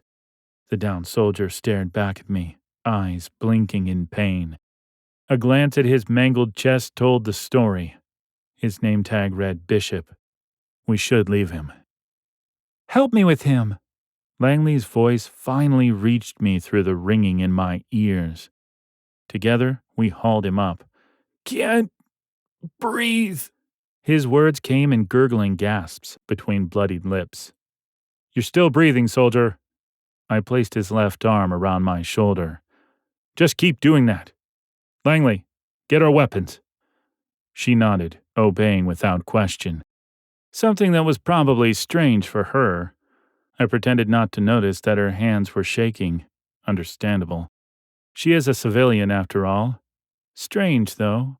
A moment ago, she was all killer. I practically dragged Bishop back to the others. Dr. Sallin quickly took charge, snapping open the medkit while the others tried to assist. Only Resnick stood back. Plasma rifle, port of arms, and eyes on R6. Yeah, definitely marine material. His pulse is fading. Sallin held out her hand to Friedman. Give me a stim injector.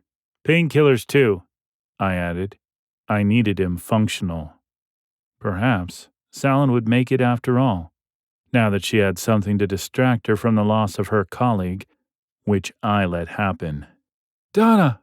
Barra wrapped Langley in a hug, which surprised me. I thought. So did I. But tall, dark, and ornery here saved me. As the xenologist packed up the medkit, I glanced over at Friedman and Schreiber. They avoided my gaze now, with haunted expressions of wariness and disgust. Not the kid, though. Resnick stared at me with open awe, every fiber of her being resonating with newfound conviction. Their savior had indeed arrived. She was wrong. I'm more of a monster than anything else. Shouldn't we use some wraps or something around his broken ribs?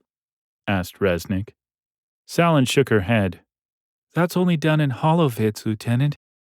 If I had some regen gel, that would help. We need to get moving. Are you all right, General? I could ask the same of her. I'm fine. Bear didn't look like she believed me. Not that I cared. Schreiber slammed a magazine back into his rifle. You look like you're about to pass out, General. The rodent didn't look very worried about that. Barra did. Maybe Dr. Sallin should give you a stim shot, too. I waved Barra off. I'm good. Langley's fading perfume reached me seconds before she did. She waved a protein bar at me. Your reward for saving me. Frowning, I plucked the protein bar from her fingers and practically inhaled it. My stomach growled. Hell, everyone must have heard it. Langley held out another bar, smiling. Despite all of this, a twinge of shame hit me as my attention lingered on her full, slightly parted lips. Technically, Adrian had been dead for over 2 years, but I've really been a widower for just 3 days. I took the bar and nodded my thanks, then turned back to the group. General Titus! A look of determination burned in Resnick's brown eyes. Shouldn't we go after the mechs that did this to Bishop? Don't you get it, Resnick? I glared at her. We're outmatched, and we're going to die here unless we get moving. Now you and Friedman help Bishop, and you better keep up. Resnick snapped a salute. Yes, sir. Ready to move out, people? Yes, General, said Bera. We're ready. A lie.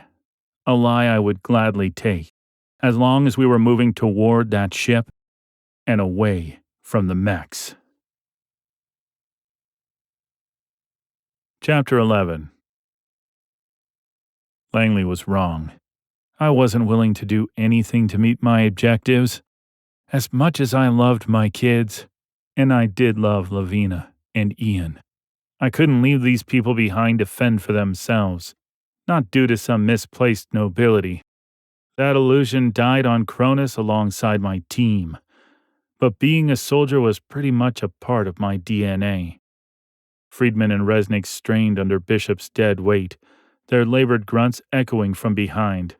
This corridor smells funny. Quit your complaining, said Resnick. I wish they'd shut up and pick up the pace, but with Bishop wounded. Bera looked over at me. He's right.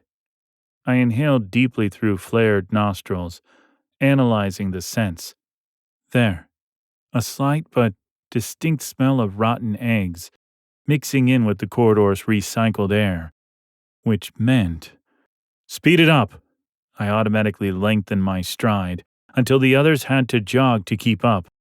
The mechs are messing with the air supply. Schreiber's sweaty face glistened. We don't have masks. We need to make it to Delta Section and fast. No other option would suffice at this point. Every corridor fork featured stark reminders of where we'd been and how much farther remained. Matte gray walls bore thick painted lines. Green for Charlie Section. The ceiling panel lights flickered, casting our bobbing shadows into stuttering formations against the corridor's walls. Crap, I muttered to myself. Either the mechs have control of the base, or they've tagged us. Langley stumbled briefly before my steadying grip hauled her upright. Those pretty, starburst blue eyes bored into me with an emotion that deserved no encouragement right now. Hurry! I gave Langley a little push to get her moving again. Bera threw a glance over her shoulder. We know, General. Desperation and the fear of being left behind had everyone following my lead. A slow jog to Delta Section, still not fast enough. But with Bishop wounded, this was as much as I dared push it. For now. I rounded the bend, Bear and Langley hot on my heels. Up ahead, the cavernous outline of reinforced double doors blossomed like deliverance from this metal hell. I raced towards them, punching the locking panel with my free hand to unseal the door. The mechanism gave an anemic whir and remained stubbornly shut. Langley's bruised face twisted in confusion at my back. What's wrong?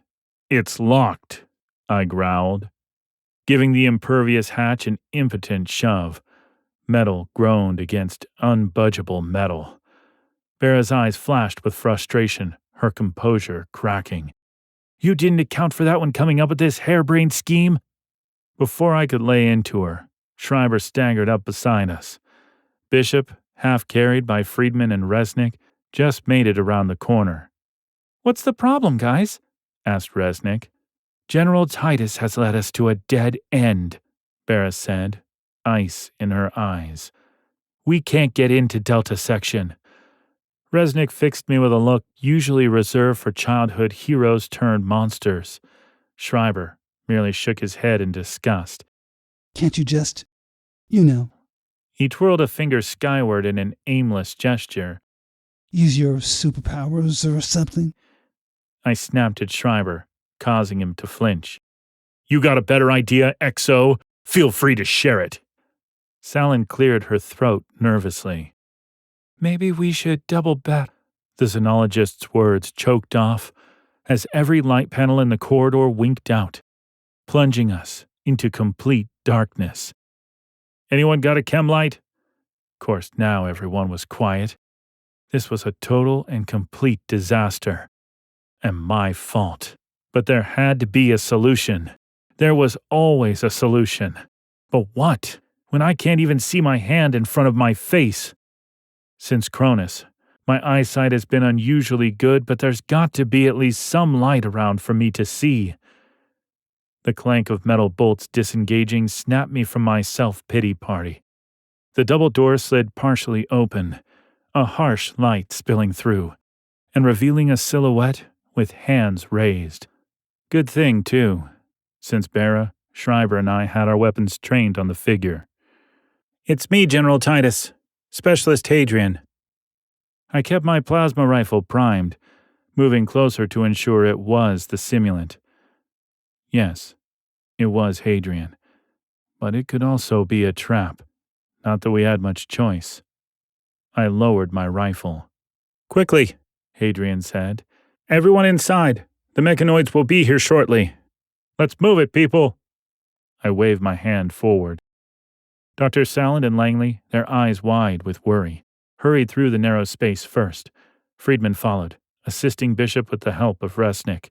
Once we were inside, Hadrian placed his hand on a nearby palm reader, and the metal door stuttered closed.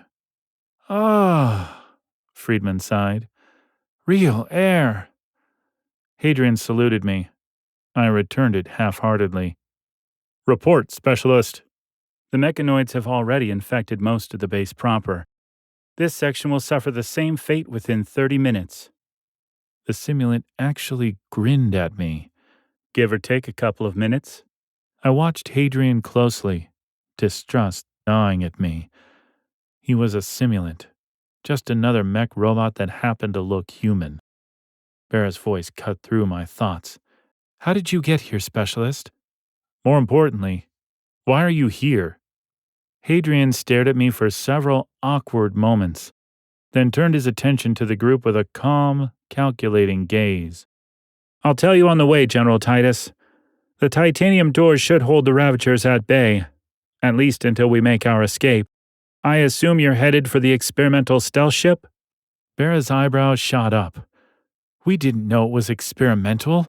Does it have an FTL drive?" "Absolutely, Captain." The corridors were noticeably wider here. Made sense. This was the research and development part of the base.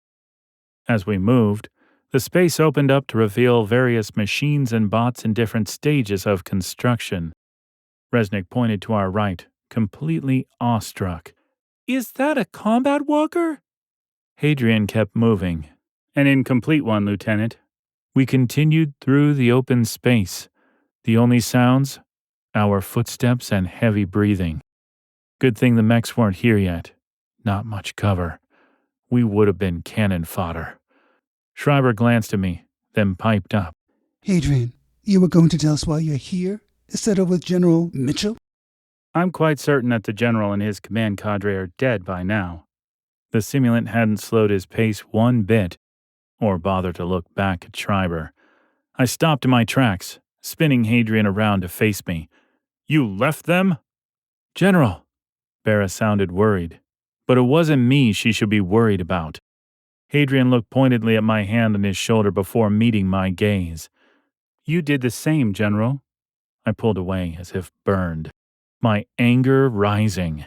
"It's not the same thing. You're a goddamn simulant. And sentient as well. I am the first and only sentient artificial life form, General, that humans have made. This entire multi-billion credit black site was built for me, to test me, and train me."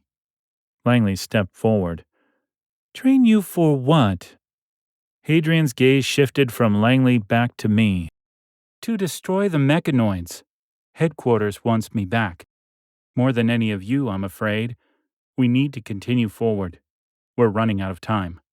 The simulant turned to Dr. Salland. "I suggest you give Helmsman Friedman a stim shot, else he will not be able to continue assisting Lieutenant Resnick with Corporal Bishop." Bishop groaned.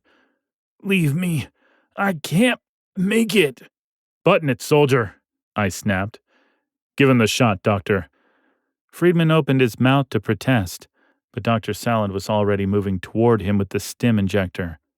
Hadrian's right, she said, injecting Friedman. The lights flickered. I turned to Hadrian. How far to the ship? 7 minutes if we hurry. Bera looked grim. How long till the mechanoids catch up to us? Hadrian's eyes went to his forearm, where 2 blue holodata streams flowed. My best guess? Less than 10 minutes. Chapter 12. With the simulant leading the way, I could cover our 6. Corporal Bishop was slowing us down. Dr. Sallin, too. Don't think about it, Titus. Not like you would ditch them even if Bera and Langley let you. I rechecked my rifle magazine for the 6th time. Glad I grabbed a couple of extra clips from the armory. Sometimes I caught Langley looking back at me. Bera, too. Worry in their eyes. They had every right to be worried, but not about me. Hadrian said we still had a couple of minutes before the mechs arrived. My gut said we had less than that. Are we there yet? Resnick's voice was jovial, but forced. Almost, Lieutenant, Hadrian said. Like me, the simulant could go a lot faster on his own, making me wonder, why didn't he leave us behind? You know, I said to Langley, who was starting to lag behind, you can't report any of this. Langley looked back over her shoulder at me with a strained smile. I'll be happy just to make it out of here alive, Titus. She was the only one in our little troop who left out my title when addressing me.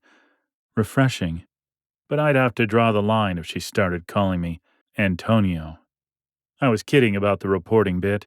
Langley's smart enough to realize that breathing a word about this black site would sign her own death warrant. I only teased her to lighten the mood since I'd been driving everyone so hard. Not hard enough, though. The mechs will be here any second. I can feel it. How are you holding up, Corporal? He's doing fine, sir, Resnick said. Bishop, his arms still around both Resnick and Friedman's shoulders, gave Resnick a tired look and shook his head at the lieutenant's brazenness, which meant that he still had his wits about him. But if there isn't a med pod on the ship, I doubt he'll last the day. Hell, I'm not sure any of us will last the next couple of minutes. The man can speak for himself, Res, Friedman teased. Says the guy who just spoke for him, Resnick fired back. I tuned the lieutenants out and refocused on the task at hand. The corridor stretched out before us, a grim expanse of steel. Our rushed footfalls and labored breathing echoed louder, betraying our presence with each step. I felt a tingle, a slight tremor vibrating through the soles of my boots. Did you feel that? Feel what, General? Bera asked, glancing back. The simulant stopped short, turned to face us and frowned. The General is right. The tremor became a quake, shaking the floor beneath us. Run! I waved my arm forward, urging Langley and the others to move. Everyone ran, as best they could. Hadrian naturally moved with the efficiency of an athlete. I risked a glance over my shoulder. A jagged gash ripped through the metal floor, chasing us. The destruction surged past, erupting ahead of us in a violent spray of shredded metal flooring. A goddamn decimator. The thing towered at 2 meters plus, its drill head gleaming with blue steel and eyes glowing red with malice. The mech swatted me aside like I was nothing. I hit the wall hard, the impact knocking the breath from my lungs. Its barrel chest slid open. Out of it flashed hot streams of death. Resnick, Bishop, and Friedman were caught in a hail of plasma bullets. They went down, screams of pain echoing in the corridor. Titus! Langley screamed, rushing to my side, exposing herself to the decimator. No! I tried to get up, but the world spun. I felt the back of my head. Blood. It would clot up fast, but I needed a couple of more seconds. I might as well have been asking for an entire afternoon. Moaning and the piercing whine of a drill filled my ears as the decimator's drill spun toward me and Langley. It reached for Langley with its drill bit hand spinning. Captain Bera and Schreiber fired plasma rounds at it, trying to draw its attention. Hadrian's shots were precise, but the decimator's eyes glowed brighter. It swirled around to face Hadrian and it fired plasma rounds from its chest cavity, narrowly missing the simulant. I got to my feet, ready to destroy this thing, but the decimator froze mid-attack. Why isn't it moving? Dr. Salen's voice was shaky. A figure emerged from the corridor wall, a holographic projection of a female robot, ostensibly carved from rock and mineral. Its eyes glowed with an evil intensity. Baron Schreiber backed up, rifles now aimed at the decimator. "Check on Resnick and the others," I ordered Salen, who nodded, though she looked shell-shocked. "A new kind of mechanoid?" "A hologram, Captain Barra," Hadrian said. He looked more intrigued than concerned. The hologram appraised us with its cold, black eyes, and found us wanting. It turned to Hadrian. "You must be the simulant." "Who are you?" The mechanoid hologram scowled at me as if I were a talking chair. "Ah, you must be the mutant human." I felt Barra, Langley, and Schreiber's eyes shift to me, but I kept mine on the hologram. It dished up a snake grin. "You mean that you didn't know about him? One of the many drawbacks, I suppose, of not belonging to a hive mind." It sounded female, and it had the curve, so why the rock form instead of metal or synthetic skin? The hologram turned back to me. 2 years, 1 month, 5 days in stasis. Remarkable you're still alive."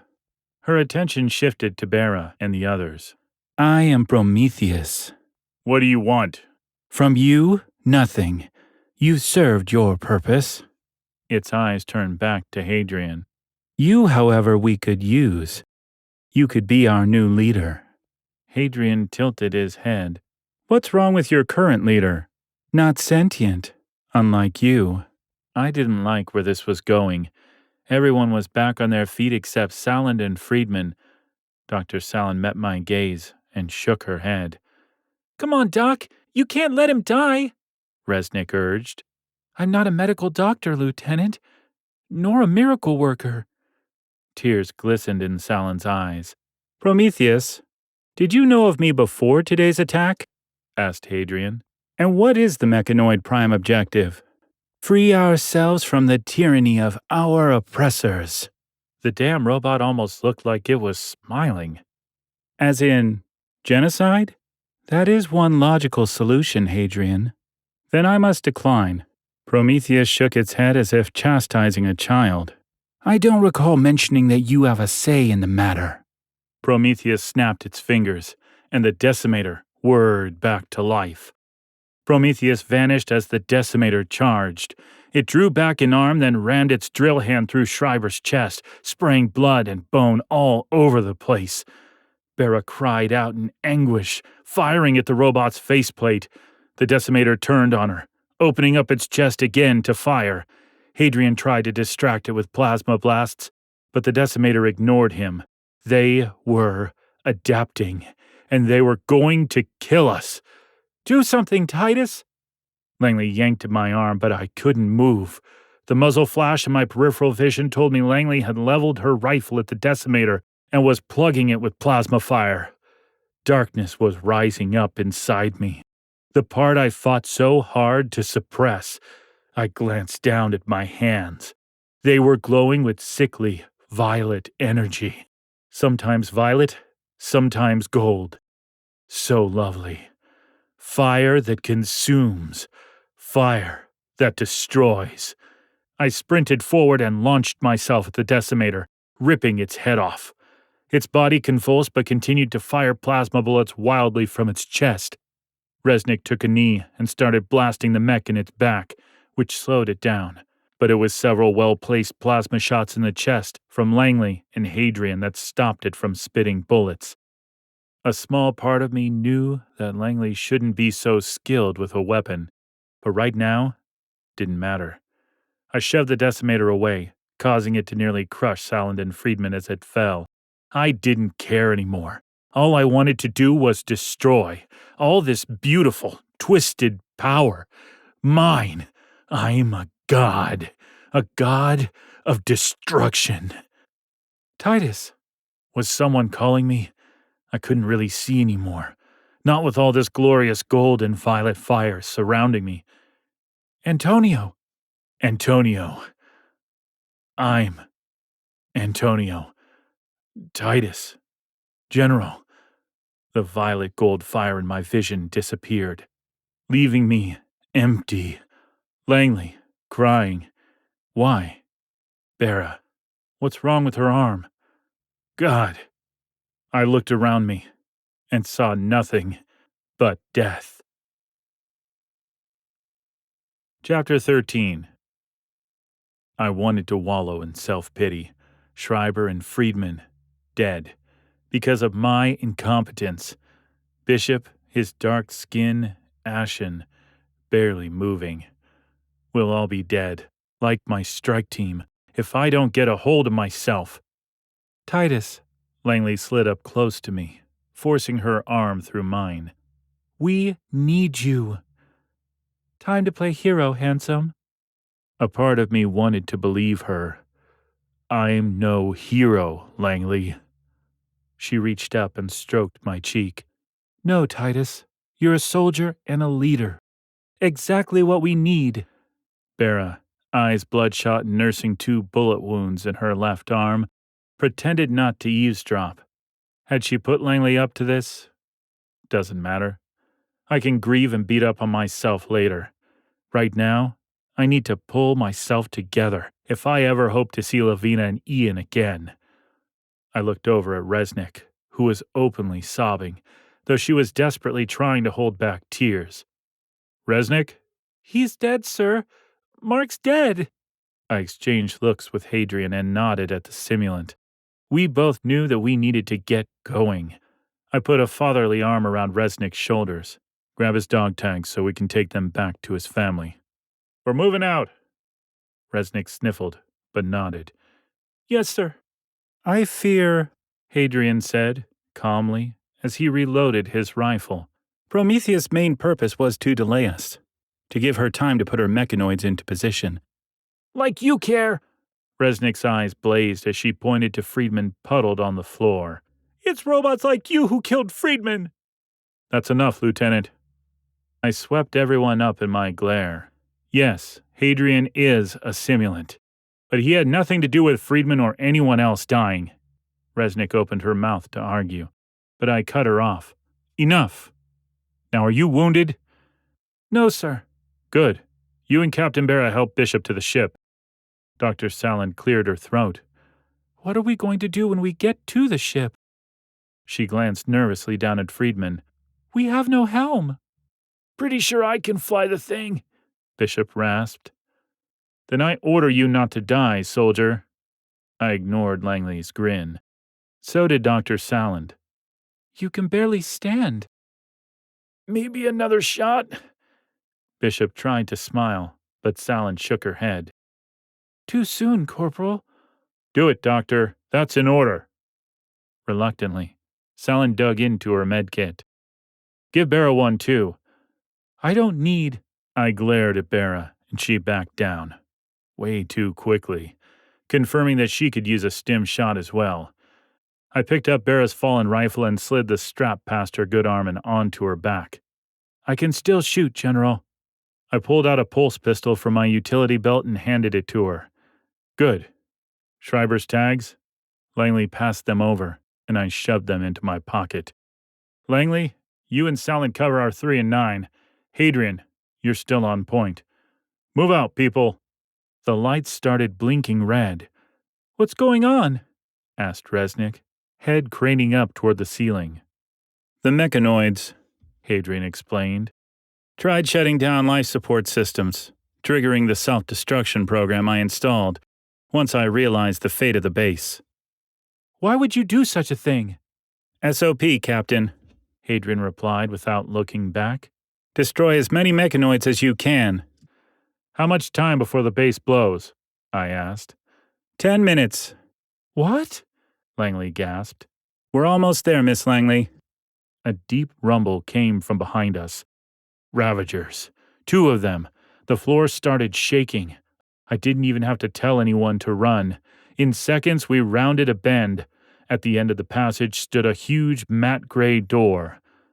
"That door leads to the hangar," Hadrian said. "What if it's locked?" "Think positively, Captain." We sprinted to the huge metal door, Bera, Bishop, and Resnick doing their best to keep up despite Bishop's wounds. Hadrian placed his hand on the electronic reader next to the steel door. It blinked red. I glanced back. 2 Ravagers sprinted toward us, followed by 3 massive humps, bulging beneath the floor, tearing through the metal flooring as the unseen Decimators sped directly toward us. "Hadrian!" I aimed my plasma rifle at our pursuers. The simulant opened a small box near the electronic reader. "Oh my God," Saland whispered. The floor panels buckled in front of the Ravagers, forcing them to move to the side as the Decimators burrowed toward us. The reinforced door slid open. We rushed through. Hadrian placed his hand on the reader, closing the door, then smashed the reader with a blow from his fist. A great thump sounded against the door. "That should hold them for a couple of minutes." Hadrian looked almost smug. "What about the Decimators?" I asked. "The architects had the foresight to reinforce the floor with blue steel, just like the door." I looked away from the simulant and scanned the dark hangar, much smaller than the main hangar in Alpha Section. Hopefully, Ethan and some other soldiers made it off the base, but I doubted it. For whatever reason, there was no pulsating red lights here to remind us of the base's imminent destruction, but there was enough light for my enhanced vision to make out the ship sitting in the middle of the hangar. Cobalt black and about 50 meters long, a good size for a stealth ship. The hangar smelled stale and was deathly silent, except for the horrible thumps coming from the sealed door and blisters where the Ravagers were trying to break through. "What was that?" Resnick whipped her rifle back and forth. "What did you see?" Saland asked. "I thought I—" Resnick pointed to the ceiling. "Duck!" I shouted. A giant mechanical arm swooshed down from the ceiling, right at us. I twisted my body quick enough to avoid most of the blow, but not enough to prevent getting a gash on my right side. I grabbed the metal arm and yanked hard, dislodging it enough from the ceiling to disable it. Resnick stared at me, eyes wide with amazement. "That was awesome, sir." 5 minutes till detonation," Hadrian said, checking the holographic watch embedded in his skin near his wrist. We ran for the ship. The hangar door exploded, slapping us with a shockwave of heat and small chunks of metal. "They must have gotten into the armory," Bera shouted. "Stop gawking! Bera, move!" Bera and Saland hustled, half dragging, half supporting Bishop, who was hobbling towards the ship. Ravagers barreled into the hangar, their massive frames smashing through what was left of the hangar door. Decimators were right behind them. Their footsteps thundered toward us. Resnick, Hadrian, and I covered our retreat with bursts of plasma fire. It felt like trying to stop a tsunami with a water pistol. "Oh, God! Leeches!" Bera gasped. "Leeches?" I asked. "A new line of mechanoid." Bera readjusted her arm around Bishop. "Leeches absorb energy. They latch onto our ship. We're going nowhere." Barely reaching knee-high, the bug-like mechanoids were repulsive, their obsidian shells and 3-fingered hands scuttling through the shadows. "Get the ship started. Resnick, Hadrian, and I will cover." I turned to Langley. "Make sure they make it on board." "We're not leaving you, Titus." "That's not the plan." I thrusted my thumb toward the ship. Langley's face twisted with defiance, but she raised her rifle, blasting a Ravager that got too close. Langley shifted her position into a roving assault position and led the way. This woman definitely had combat training. But from where? The smell of burnt metal pulled me back from my thoughts, filling my nostrils as the hangar became a war zone. Langley blasted another Ravager in its legs, crippling the mech while she, Bera, Saland, and Bishop made their way to the ship. A Decimator, plasma bullets blazing out of its chest, made it past me, but it didn't get far. I leapt on its back and plowed my fist through the back of its metal neck. I pulled my hand out as the mech folded to the floor and stared at my hand. It should have shattered. Instead, Both my hands were glowing that hazy gold-violet color again. "Fire in the hole!" Resnick shouted, barely giving me time to shut my eyes. An electrical flash sheared the darkness. "Thought Barrett told you to leave the shock discs." "Write me up later, General. Let's kill these mechs first." Resnick whooped as she blasted the decimator to her left. Hadrian busied himself with taking out leeches with controlled plasma blasts. More mechs burst into the hangar. Prometheus appeared, smiling. Evil. "Looks like you're caught between a rock and a hard place. Ready to join us now, Hadrian?" "You don't deserve me, Prometheus." We shot the hologram at the same time. Not hurting the mech, of course, unless she had feelings. I let my powers flow freely now, tearing through Ravagers and Decimators like paper. Resnick threw another shock disc. "Fire in the hole!" This time, I didn't close my eyes, and the flash of destruction didn't bother me one bit. I felt wonderful. I dodged a decimator's drill and ripped its arm off, slapping another mech with it. In the background, I heard the rumbling thunder of the ship's engines powering up. Mostly, though, I ignored it. I was too consumed by the sweet, sweet sound of the fire singing within me. No more guilt, no more fear, only sweet destruction. My hands glowed bright violet gold as I tore into the mechs, ripping them apart, enjoying it. Through the music, I heard Resnick calling me. "General, look!" A pack of leeches had made it to the ship's hull and were starting to glow, draining the ship of its energy. More were attaching themselves to the ship every second. "We're not going to make it, sir," Resnick said. I felt the fire die within me. Resnick was right. We only had about 3 minutes left. I felt a tap on my shoulder. I snapped around, almost braining Hadrian with my fist. "I can stop them, General," Hadrian said. "How?" "With an EMP wave." I looked past the simulant. More mechs were running into the hangar. "Won't that kill you?" "HQ's going to be really upset." "Press the base of my neck and remove the anemone crystal. Please, return it to headquarters."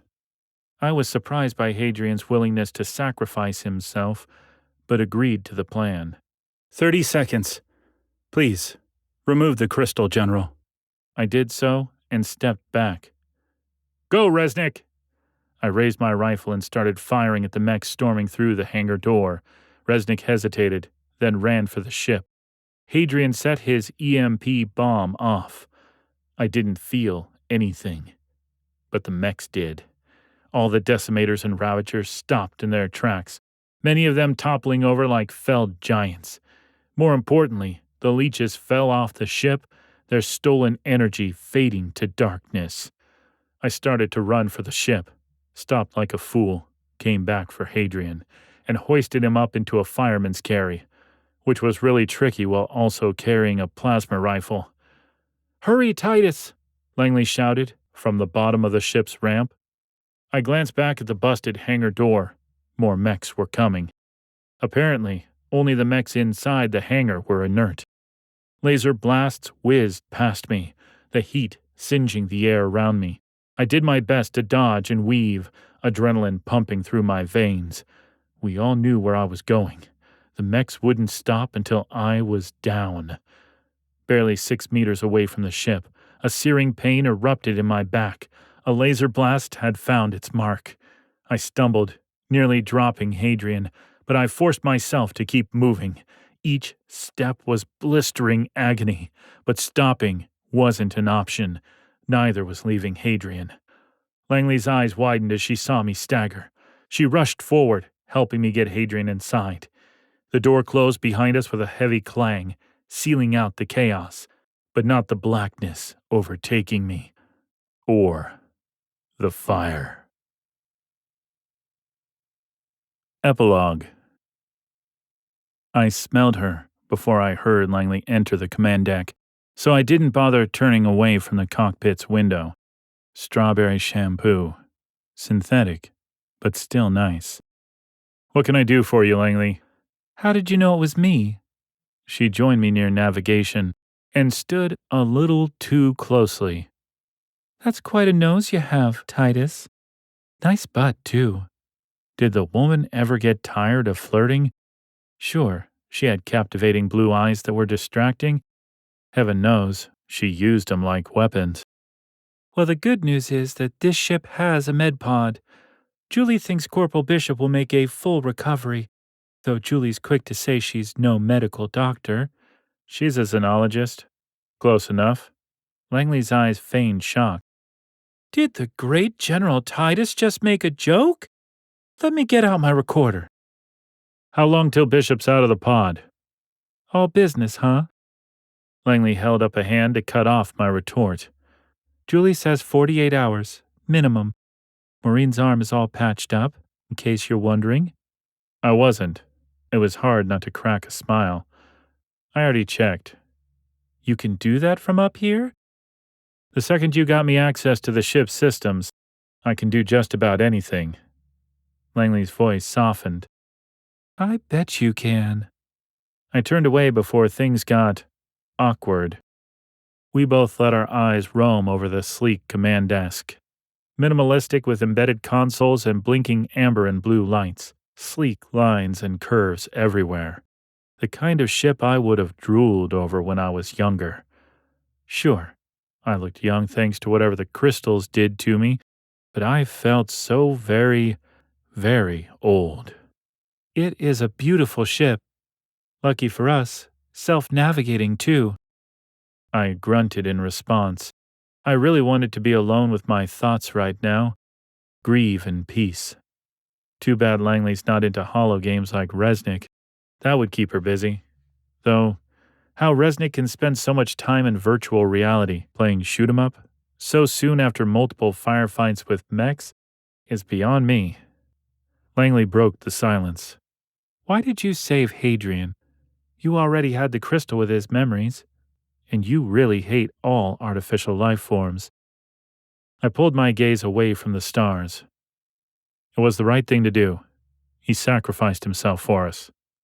Langley's eyes sparkled with curiosity. Interesting. I'd love to discuss your switch in pronouns, but something's troubling you. What's on your mind, Titus? I looked at Langley and weighed my words before speaking. Tell me, Langley. Donna. How is it that a news reporter can hack into a top-secret starship and shoot a plasma rifle like a Marine? She didn't answer me, choosing instead to look toward the front of the ship, presumably at the view of space. Finally, she spoke. I'll make you a deal, Titus. First, tell me what happened to you and your team on Cronus. My jaw clenched before I could stop myself, but Langley simply smiled. Don't worry, Titus. Me, Marine, and the others agree. We won't talk about, I'm not some mutant. Prometheus said you are. I moved closer, dangerously close. So why aren't you scared of me? Are you kidding me? There were dimples in her cheeks now. I was terrified of you, and excited at the same time. If we weren't running for our lives, I would have been all over you. I took a step back, frowning. You're teasing me, right? You make it so easy, Titus. I turned away, staring into the infinite blackness of interstellar space, broken up only by occasional patches of lights, galaxies, indifferent and cold, leaving me unable to speak. The silence was suffocating until I finally heard my own voice break through. They left us, me and my team. We completed the mission and they abandoned us to a horde of mechs hunting us down. My throat tightened, each word like a blade. I did the only thing I could think of. I led my men into the mines. It twisted us. Twisted me. I failed them, Langley. I failed the Ajax crew. Self-pity doesn't suit you, Titus. She might as well have thrown water in my face. That was the last thing I expected to hear from her. All I could manage was a scowl. Those so-called pirates assaulted a military ship after you're on board. Hydra Moon, a military black site that only people like you know about, is attacked and overwhelmed barely a day after you arrive. Wake up, Titus. Someone in power wants you dead. Careful, Langley. You're talking treason. I'm talking sense, Titus. Did you contact HQ? Get some sleep, Langley. I gave her my back. This conversation was over, at least as far as I was concerned. You didn't contact them, did you? She already knew the answer. Why not? Because the least I can do is get everyone on this ship home safely. But I wasn't going to tell Langley that, because as much as I liked her, I still didn't trust her, or anyone else. Not even my own damn self. An annoying alarm ended the conversation for me. It wasn't loud like a klaxon, but still damn irritating. The command deck lights started pulsating red, casting everything in harsh shadows. What's happening? Langley asked, following me to the comms console. The layout was odd, but not entirely unfamiliar. Resnick and Captain Barra burst onto the command deck. What now? Barra sounded as irritated as I felt. I stepped aside. Resnick. The lieutenant sat down at the operations station and began working the controls, her fingers flying over the interface. Something's out there. This is interstellar space. Barra hurried to tactical, double-checking Resnick's readings. Nothing should be out here. What do the scans say? I asked, leaning over Resnick's shoulder. Something ginormous, Resnick said. Mechs? I pressed. Resnick shook her head. No mech spacecraft I've ever seen. It's not one of ours either. I straightened up, dreading the possibility of losing more people. Dreading and excited about destroying again. Maybe I am a mutant after all. I glanced back at Langley. But I'm also the best chance for saving the people on this ship. Battle stations! Whatever that thing is, we're not going to let it stop us from getting home. No one is going to stop us. New battles. Higher stakes. Click the link in the description for Book 2.